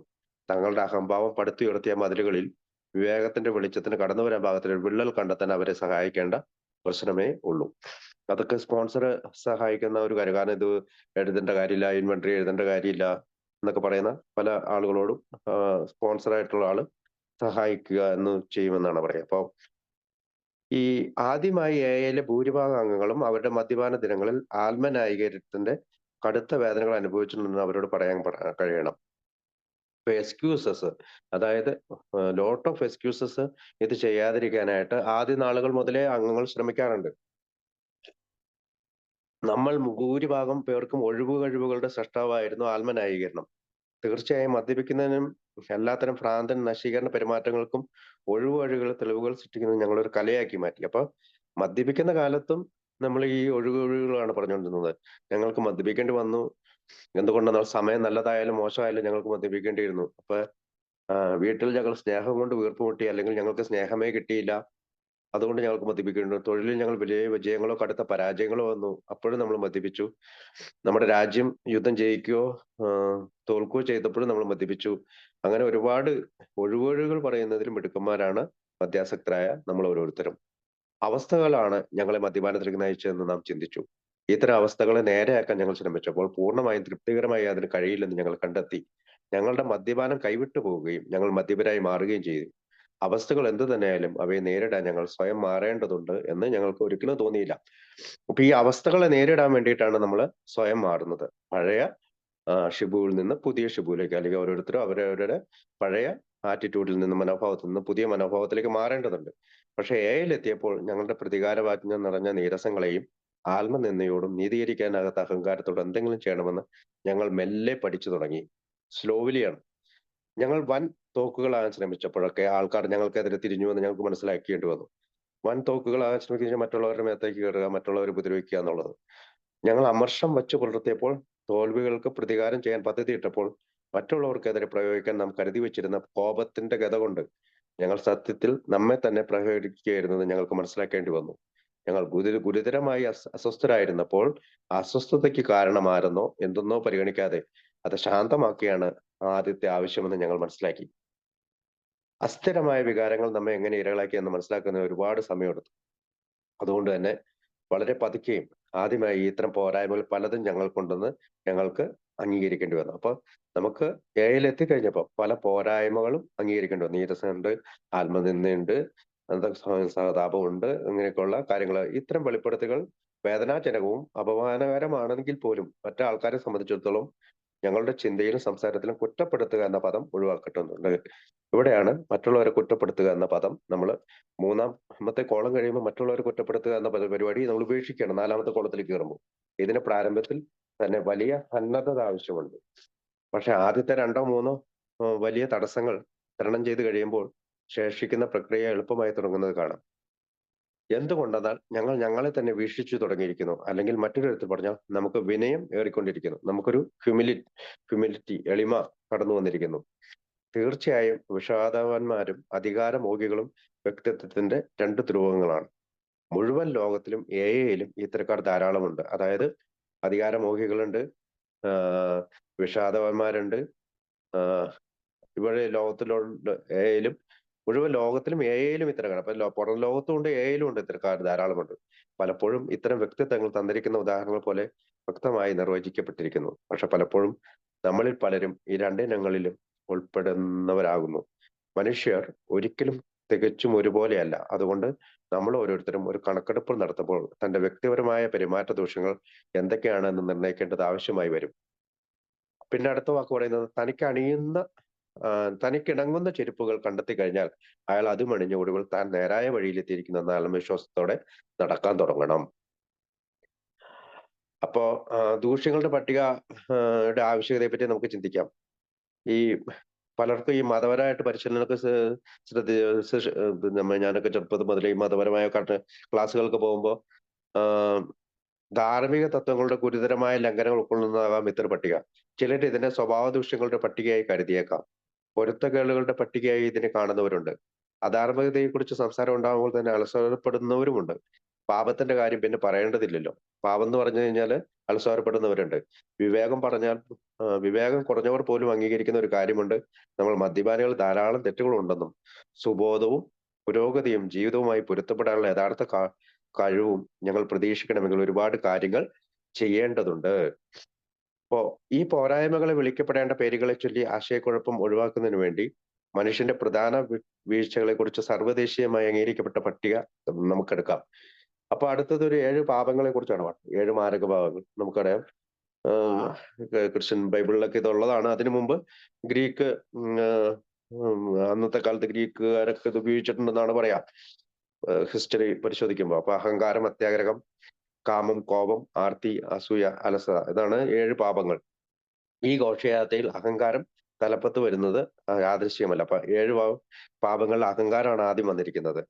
ബോധമോ അബോധമോ ആയ ഭയങ്ങളാൽ പ്രോത്സാഹിക്കപ്പെട്ട് സ്വയം നീതീകരണത്തിൽ നയിക്കുന്ന അഹങ്കാരമാണ് യഥാർത്ഥ പുരോഗതിയുടെ പ്രധാന തടസ്സം. അപ്പൊ പുരോഗതിയുടെ പ്രധാന തടസ്സം എന്താണ്? അഹങ്കാരമാണ്, പ്രൈഡ്. മനുഷ്യന്റെ ഭൂരിഭാഗം ബുദ്ധിമുട്ടുകളുടെയും അടിസ്ഥാനവും ദൈവദത്തമായ ജന്മവാസനകൾ ദുർവിനിയോഗം ചെയ്യാതെ അല്ലെങ്കിൽ വളച്ചൊടിക്കാതെ നിറവേറ്റാനാകാതെ ആവശ്യങ്ങൾ നമ്മളോട് തന്നെയും മറ്റുള്ളവരോടും ഉയർത്തുന്നതിലേക്ക് അഹങ്കാരം നമ്മെ ആകർഷിക്കുന്നു. അതായത് ദൈവദത്തമായിട്ടുള്ള ലൈംഗികത അല്ലെങ്കിൽ സോഷ്യൽ സെക്യൂരിറ്റി എന്ന് പറയുന്ന പല ജന്മവാസനകൾ ദുർവിനിയോഗം ചെയ്യാതെ അല്ലെങ്കിൽ വളച്ചൊടിക്കാതെ നിറവേറ്റാനാകാത്ത ആവശ്യത്തിൽ നമ്മോട് തന്നെയും മറ്റുള്ളവരും ഉയർത്തുന്നതിലേക്ക് അഹങ്കാരം നമ്മെ ആകർഷിക്കുന്നു. സമൂഹത്തിന്റെയും സുരക്ഷിതത്വത്തിന്റെയും ലൈംഗികതയുടെയും ജന്മവാസനകൾ തൃപ്തിപ്പെടുത്തുന്നതിന് നമ്മുടെ ജീവിതത്തിന്റെ ഒരേ ഒരു ലക്ഷ്യമായി മാറുമ്പോൾ പരിധിപ്പെടുന്ന ധാരാളിത്വത്തെ നീതീകരിക്കുന്ന അഹങ്കാരം മുന്നോട്ട് വരുന്നു. അപ്പൊ അഹങ്കാരമാണ് ഏറ്റവും ആദ്യമായിട്ട് വരുന്നത്. അപ്പൊ ഈ പരാജയങ്ങളെല്ലാം അവയുടേതായ രീതിയിൽ ഭയവും ആത്മദുരതയും സൃഷ്ടിക്കുന്നു. പിന്നെ ഭയം ക്രമേണ കൂടുതൽ പെരുമാറ്റ വൈകല്യങ്ങൾ സൃഷ്ടിക്കുന്നു. നമ്മുടെ ജന്മവാസങ്ങളെ തൃപ്തിപ്പെടുത്താനാവില്ല എന്ന അകാരണമായ ഭയം മറ്റുള്ളവരുടെ സ്വത്തിനെ കാക്ഷിക്കുന്നതിലേക്കും. അപ്പൊ എന്താണ്? നമുക്ക് സെക്യൂരിറ്റി ഇല്ലെങ്കിൽ നമ്മൾ മറ്റുള്ളവരുടെ സ്വത്ത് നമുക്കാക്കുന്നതിലേക്കും അധികാരം, ലൈംഗികത കാമിക്കുന്നതിലേക്കും നമ്മുടെ ജന്മസിദ്ധമായ ആവശ്യകതകൾ ഭീഷണിപ്പെടുമ്പോൾ കോപം വരുന്നതിലേക്കും നമ്മുടെ ഉത്കർഷിച്ച സഫലമാകാതെയും മറ്റുള്ളവരുടേത് സഫലമാകുകയും ചെയ്യുമ്പോൾ അസൂയപ്പെടുന്നതിലേക്കും നമ്മെ നയിക്കുന്നു. ഭാവിയിൽ നമുക്ക് ആവശ്യത്തിനുണ്ടാവില്ല എന്ന ഭയത്താൽ ഇപ്പോൾ നമ്മൾ ആവശ്യത്തിൽ കൂടുതൽ ഭക്ഷിക്കുകയും കുടിക്കുകയും പിടിച്ചെടുക്കുകയും ചെയ്യുന്നു. അപ്പൊ നമ്മുടെ ഫ്യൂച്ചറിന് വേണ്ടിയിട്ട് നമ്മൾ കുറെ സേവ് ചെയ്യുന്നു. ജോലിയുടെ സാധ്യതയിൽ യഥാർത്ഥമായ ഭയത്തോടെ നമ്മൾ മടി പിടിച്ചു നിന്നു. ഞങ്ങൾ സമയം പാഴാക്കുകയും കാലവിളംബം വരുത്തുകയും ചെയ്തു. ഇനി അങ്ങേയറ്റം പകുതി മനസ്സോടെ പോലും പോയിക്കൊണ്ട് ജോലി ചെയ്തു. നാം പണി കഴിപ്പിക്കാൻ ശ്രമിക്കുന്ന ജീവിതത്തിന്റെ അസ്ഥിവാരത്തെ ആർത്തിയോടെ വിഴുങ്ങുന്ന ചിതലകളാണ് ഇത്തരം ഭയങ്ങൾ. അപ്പൊ നമുക്ക് ഫ്യൂച്ചറിൽ സ്വത്തുണ്ടാവില്ല എന്ന് വെച്ചിട്ട് വീണ്ടും നമ്മൾ ഇത് സ്വരുക്കൂട്ടാനും മറ്റുള്ളവർ ഉപദ്രവിക്കാനൊക്കെ തുടർന്നുകൊണ്ടിരിക്കുക. അപ്പൊ നമ്മുടെ ഭയമാണ് അതിന്റെ പ്രധാന കാര്യം. അത് നമ്മളെ ജീവിതത്തിന്റെ അസ്ഥിവാരത്തെ ആർത്തിയോടെ വിഴുങ്ങുന്ന ചിതലുകളാണ് ഈ ഭയങ്ങൾ എന്നാണ് പറയാ. അതുകൊണ്ട് തന്നെ ഭയരഹിതമായ ഒരു കാർമ്മിക കണക്കെടുപ്പാണ് നിർദ്ദേശിക്കുന്നത്. തനിക്ക് ചെയ്യാൻ കഴിയുന്നതിനേക്കാൾ ഉപരിയാണ്. അപ്പൊ മെമ്പർ പറയുന്നത് തന്നെ തനിക്ക് ചെയ്യാൻ കഴിയുന്നതിനേക്കാൾ ഉപരിയായിട്ടാണ് ഇത് ചെയ്യുന്നത്. തന്റെ തന്നെ ഉള്ളിലേക്ക് അവൻ നോക്കാൻ ശ്രമിക്കുന്ന ഓരോ തവണയും അവന്റെ അഹങ്കാരവും ഭയവും അവനെ പിന്നിലേക്ക് വലിക്കുന്നു. അഹങ്കാരം എന്താ പറയാ? നീ വഴി കടന്നു പോകണ്ട, അല്ലെങ്കിൽ ഈ ഇൻവെന്ററി എടുക്കേണ്ട ആവശ്യമില്ല. ഭയം എന്താ പറയുന്നത്? നീ അങ്ങോട്ട് നോക്കുപോലും ചെയ്യരുത്. സത്യത്തിൽ ഒരു ധാർമ്മിക കടപ്പ് നടത്തിയ അംഗത്തിന്റെ തെളിവ് എന്നത് ഇത്തരത്തിലുള്ള ഭയവും അഹങ്കാരവും ഉമ്മാക്കിയല്ലാതെ മറ്റൊന്നുമായി മാറിയില്ല എന്നുള്ളതാണ്. അത് വെറുതെ പറയുന്നതായിട്ടാണ് പറയുക. അപ്പോൾ മറ്റൊരു അംഗത്തിനെ കാണുമ്പോൾ നമുക്ക് മനസ്സിലാവും ഇത് വെറുതെ നമുക്ക് തോന്നുന്നതാണ്. കണക്കെടുപ്പ് നടത്തുന്നതിന് പരിപൂർണമായ സന്നദ്ധത നമുക്കുണ്ടെങ്കിൽ, ആ ജോലി ഭംഗിയായി ചെയ്യുന്നതിന് വേണ്ടി നാം സജ്ജരാക്കുന്നുവെങ്കിൽ, മൂടൽമഞ്ഞ് നിറഞ്ഞ ഈ രംഗത്തിൽ അത്ഭുതകരമായ ഒരു വെളിച്ചം വീഴുന്നു. അപ്പൊ നമുക്കൊരു ഷാഡോ ആണെങ്കിലും നമ്മൾ തയ്യാറായി കഴിഞ്ഞാൽ നമുക്കൊരു വെളിച്ചം വരും. ആ മൂടൽമഞ്ഞ് നിറഞ്ഞ സ്ഥലത്തേക്ക് ഒരു വെളിച്ചം വരും നമ്മൾ തയ്യാറാകുമ്പോൾ. നമ്മൾ തുടരുമ്പോൾ ഒരു പുതുപുത്തൻ ആത്മവിശ്വാസത്തോടെ നിൽക്കുന്നു. അപ്പൊ നമ്മൾ ചെറുതായിട്ടെങ്കിലും ഇത് തുറന്നാൽ മതി. അപ്പൊ ഒരു പുതുപുത്തൻ ആത്മവിശ്വാസം വരും, ഒരു ആശ്വാസം വരും. ഇപ്പൊ 4-ാം പടിയുടെ ആദ്യ ഫലങ്ങൾ ഇത് തന്നെയാണ്. ഈ സമയം കൊണ്ട് നവാഗതൻ താഴെ പറയുന്ന നിഗമനങ്ങളിലേക്ക് എത്തിച്ചേരും. വഴിതെറ്റിപ്പോയ ജന്മവാസനകൾ പ്രതിനിധീകരിക്കുന്ന തന്റെ പെരുമാറ്റ ദൂഷ്യത്തിലാണ് തന്റെ മദ്യപാനത്തിന്റെയും ജീവിതത്തിന്റെയും പരാജയത്തിന്റെയും പ്രാഥമിക കാരണം. അപ്പൊ ജന്മവാസനകളുടെ വഴിതെറ്റിയ ഉപയോഗമാണ് തന്റെ മദ്യപാനത്തിന്റെ കാരണമെന്ന് അവന് മനസ്സിലാവും. വളരെ വഷളായ ഇത്തരം കുറവുകളെ ഇല്ലാക്കുന്നതിന് വേണ്ടി കഠിനമായി ശ്രമിക്കാൻ ഇപ്പോൾ അവൻ സന്നദ്ധനായില്ലെങ്കിൽ സുബോധവും കിട്ടില്ല, മനസമാധാനവും കിട്ടാനില്ല. തന്റെ ജീവിതത്തിന്റെ തെറ്റായ അസ്ഥിവാരത്തെ പൊളിച്ചു കളഞ്ഞിട്ട് ഉറച്ച പാറമേൽ അത് പുതുക്കി പണിയണം.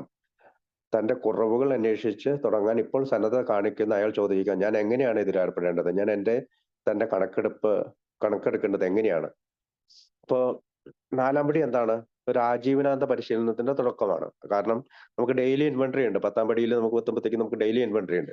4-ാം പടി ഒരു തുടക്കം മാത്രമാണ്. 4-ാം പടി ഒരു ആജീവനാന്ത പരിശീലനത്തിന്റെ തുടക്കമാണ്. അപ്പൊ നമ്മൾ പഴയ കാലത്തെ നമ്മുടെ തെറ്റുകളും കുറ്റങ്ങളും ഒക്കെയാണ് കണ്ടെത്തുന്നത് 4-ാം പടിയിൽ. പിന്നീട് നമ്മൾ അങ്ങ് തുടരുകയാണ്. 10-ാം പടിയിൽ എത്തുമ്പോൾ നമ്മൾ കണ്ടിന്യൂ ചെയ്യാണ്. അപ്പൊ അയാൾ ആദ്യം തന്റെ അങ്ങേയറ്റം കുഴപ്പം പിടിച്ചതും തെളിഞ്ഞു കാണാവുന്നതുമായ സ്വകാര്യ കുറവുകളെ ആദ്യം മനസ്സിലാക്കണമെന്ന് അയാളോട് നിർദ്ദേശിക്കുന്നു. അപ്പൊ തന്റെ കുഴപ്പം എന്താണ്, തന്റെ പ്രശ്നം എന്താണ്, തന്റെ കുറവുകൾ എന്താണെന്ന് ആദ്യം അയാൾ മനസ്സിലാക്കേണ്ടതുണ്ട്. എന്തായിരുന്നു ശരി, ഞാൻ ചെയ്യേണ്ടത് എന്തായിരുന്നു ശരി, എന്തായിരുന്നു തെറ്റ് എന്നുള്ള ഒരു വിലയിരുത്തലുകൾ അദ്ദേഹം നടത്തേണ്ടതുണ്ട്. പ്രത്യേകിച്ച് സമൂഹത്തിനും അവനവന്റെ സുരക്ഷിതത്തിനും ലൈംഗികതയ്ക്കുമുള്ള തന്റെ ജന്മവാസനകളെ പല രീതിയിൽ ദുരുപയോഗിച്ചിട്ടുണ്ടെന്ന് അയാൾ മനസ്സിലാക്കുകയും അത് അയാൾ ഒരു പട്ടികയാക്കുകയും ചെയ്യണം. അപ്പൊ ഈ ലൈംഗിക ബന്ധത്തിലുള്ള തന്റെ സ്വാർത്ഥ പ്രയാണം മറ്റുള്ളവരെയും എന്നെയും തകർത്തു. ഏതൊക്കെ ആൾക്കാരെ എങ്ങനെ മോശമായി മുറിപ്പെടുത്തി? ഞാൻ എന്റെ വിവാഹത്തെ തകർക്കുകയോ എന്റെ കുട്ടികളെ മുറിവേൽപ്പിക്കുകയോ ചെയ്തോ? സമുദായത്തിലുള്ള എന്റെ നിലനിൽപ്പ് ഞാൻ അപായപ്പെടുത്തി. അപ്പൊ ഒരു സമൂഹത്തില് നമുക്കറിയാം, അവിടെയൊക്കെ നമ്മൾ എന്തെങ്കിലും മൂടിപ്പെടുത്തി. ആ സമയത്ത് ഇത്തരം സാഹചര്യങ്ങൾ ഞാൻ എങ്ങനെ പ്രതികരിച്ചു? ഒന്നിനും കെടുത്താനാകാത്ത കുറ്റബോധത്താൽ ഞാൻ നീറിയോ? ഞാൻ വേട്ടയാടപ്പെടുകയായിരുന്നുവെന്നും വേട്ടക്കാരനല്ലാതായിരുന്നുവെന്നും അതിനാൽ എന്നെ കുറ്റവിമുക്തനാക്കണമെന്നും ഞാൻ നിർബന്ധിച്ചോ? ലൈംഗിക വിഷയങ്ങൾ അതൃപ്തിയോട് ഞാൻ എങ്ങനെ പ്രതികരിച്ചു? നിഷേധിക്കപ്പെട്ടപ്പോൾ ഞാൻ പ്രതികാരദാഗിയായോ വിഷാദവാനായോ? ഞാൻ മറ്റുള്ളവരുടെ നേരെ അത് പുറത്തെടുത്തോ? വീട്ടിലെ നീരസമോ നിർവികാരതയോ ലൈംഗിക അരാജകത്തിന്റെ കാരണമായി ഞാൻ ഉപയോഗിച്ചോ?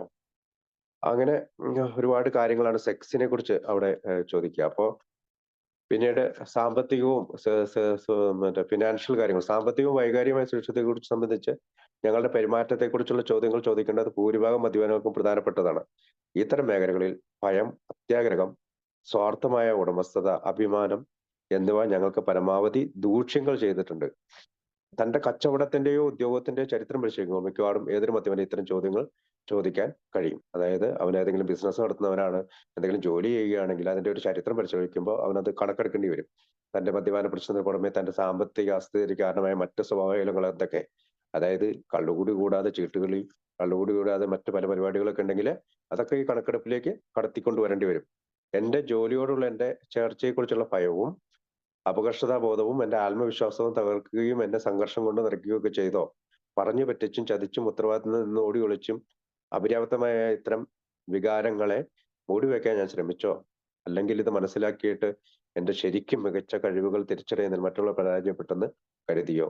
ഞാൻ എനിക്ക് അമിത പ്രാധാന്യം നൽകി വലിയവൻ കളിച്ചിട്ടുണ്ടോ? സഹോദ്യോഗസ്ഥരെ ചതിച്ചോ? അവർക്കെതിരെ തുരങ്കം വെച്ചോ?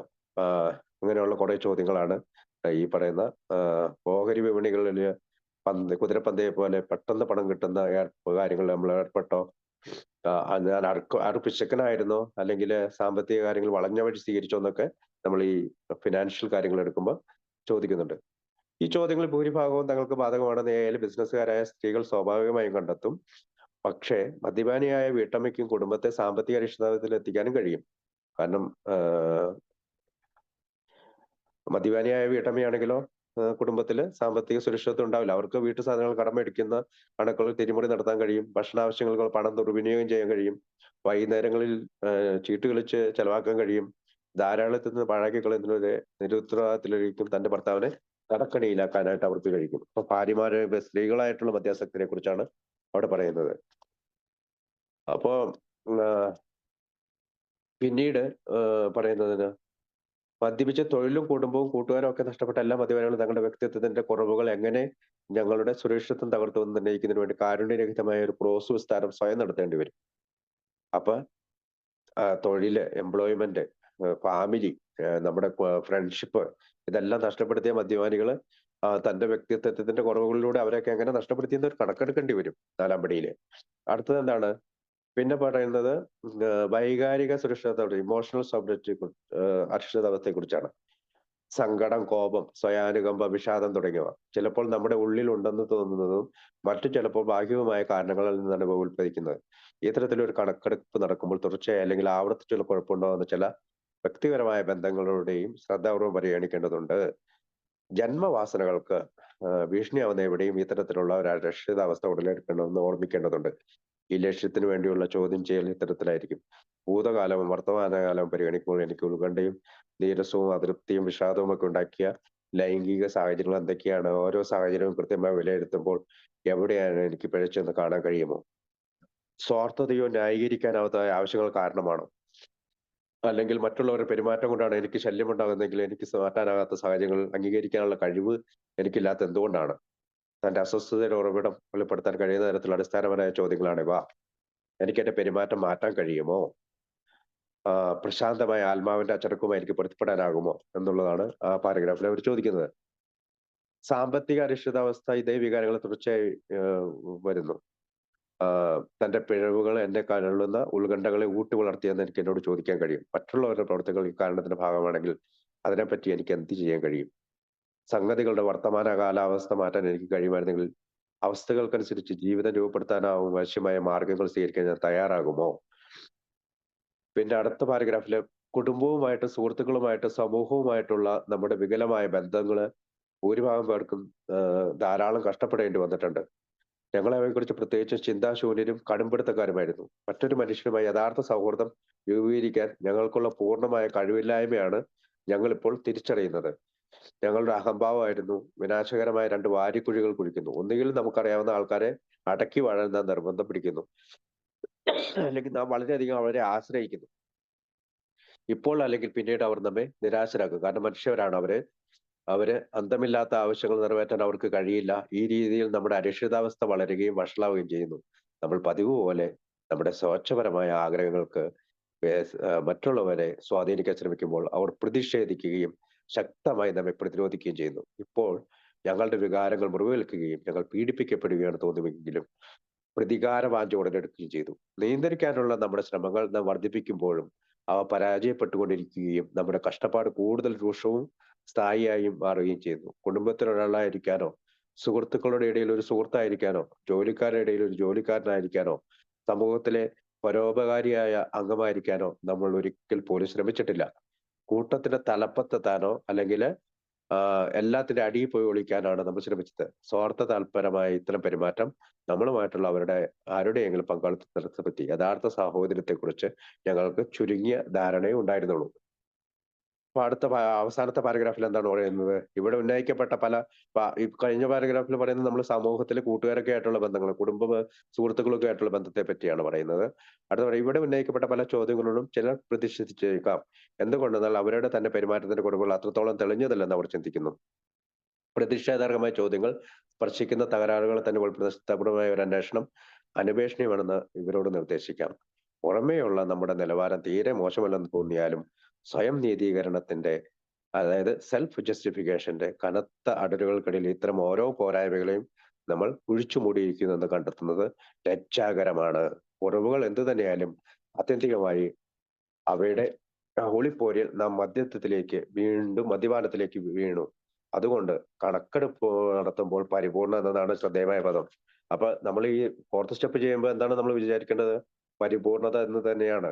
ഈ അവസരത്തിൽ നമ്മുടെ ചോദ്യങ്ങളും ഉത്തരങ്ങളും എഴുതി ഉണ്ടാക്കുന്നത് ബുദ്ധിപരമായിരിക്കും. വ്യക്തമായും ചിന്തയ്ക്കും സത്യസന്ധമായ വിലയിരുത്തലും ഒരു സഹായമാവും അത്. മുന്നോട്ട് പോകാനുള്ള പരിപൂർണമായ നമ്മുടെ സന്നദ്ധതയിലെ പ്രത്യക്ഷമായ ഒരു തെളിവാണ് ഇത്. അപ്പോ ഈ നമ്മുടെ ഈ ഹൗ ഇറ്റ് വർക്ക്സ് എന്നുള്ള ഈ ചാപ്റ്റർ 4-ാം പടി അവസാനിക്കുകയാണ്. ഇനി അടുത്തത് 5-ാം പടിയാണ്. അതിനകത്ത് പേജ് നമ്പർ 76 എന്തുകൊണ്ടാണ് നമ്മൾ ഈ ലിസ്റ്റ് സൂക്ഷിച്ചു വെക്കണം എന്ന് പറഞ്ഞാല്, നമുക്ക് we have a list of all persons we have harmed, നമ്മൾ ഉപദ്രവിച്ചിട്ടുള്ള എല്ലാവരുടെയും ഒരു ലിസ്റ്റ് ഉണ്ട്, പേരുണ്ട്. And to whom we are willing to make amends we made it when we took inventory. അതായത് 76-ാമത്തെ പേജ് എത്തുമ്പോൾ നമ്മൾ വീണ്ടും ഈ ലിസ്റ്റ് എടുത്തിട്ട് നമ്മൾ അമൻസിന് വേണ്ടിയിട്ട് നമ്മൾ ഈ ലിസ്റ്റ് ഉപയോഗിക്കുന്നുണ്ട്. ഞാൻ കഴിഞ്ഞ പ്രാവശ്യം പറഞ്ഞതാണ്. 1-ാമത്തെ കോളം അതൊക്കെ പഠിക്കാണ്, ബാക്കിയുള്ള കോളങ്ങളൊക്കെ നമ്മൾ പറഞ്ഞതാണ്. അപ്പോ ഇപ്പൊ ഇങ്ങനെ ഒരാൾ 4-ാം പടി കൃത്യമായി ചെയ്യുകയാണെങ്കിൽ അദ്ദേഹത്തിന് സ്പോൺസർ ലാസ്റ്റ് എന്താ പറയാന്ന് അറിയാമോ? Congratulations, you have completed your 4th step. നിങ്ങൾ നിങ്ങളുടെ 4-ാം പടി പൂർത്തിയാക്കിയിരിക്കുന്നു. നിങ്ങൾക്ക് 5-ാം പടിയിലേക്ക് പോകാം. Thank you.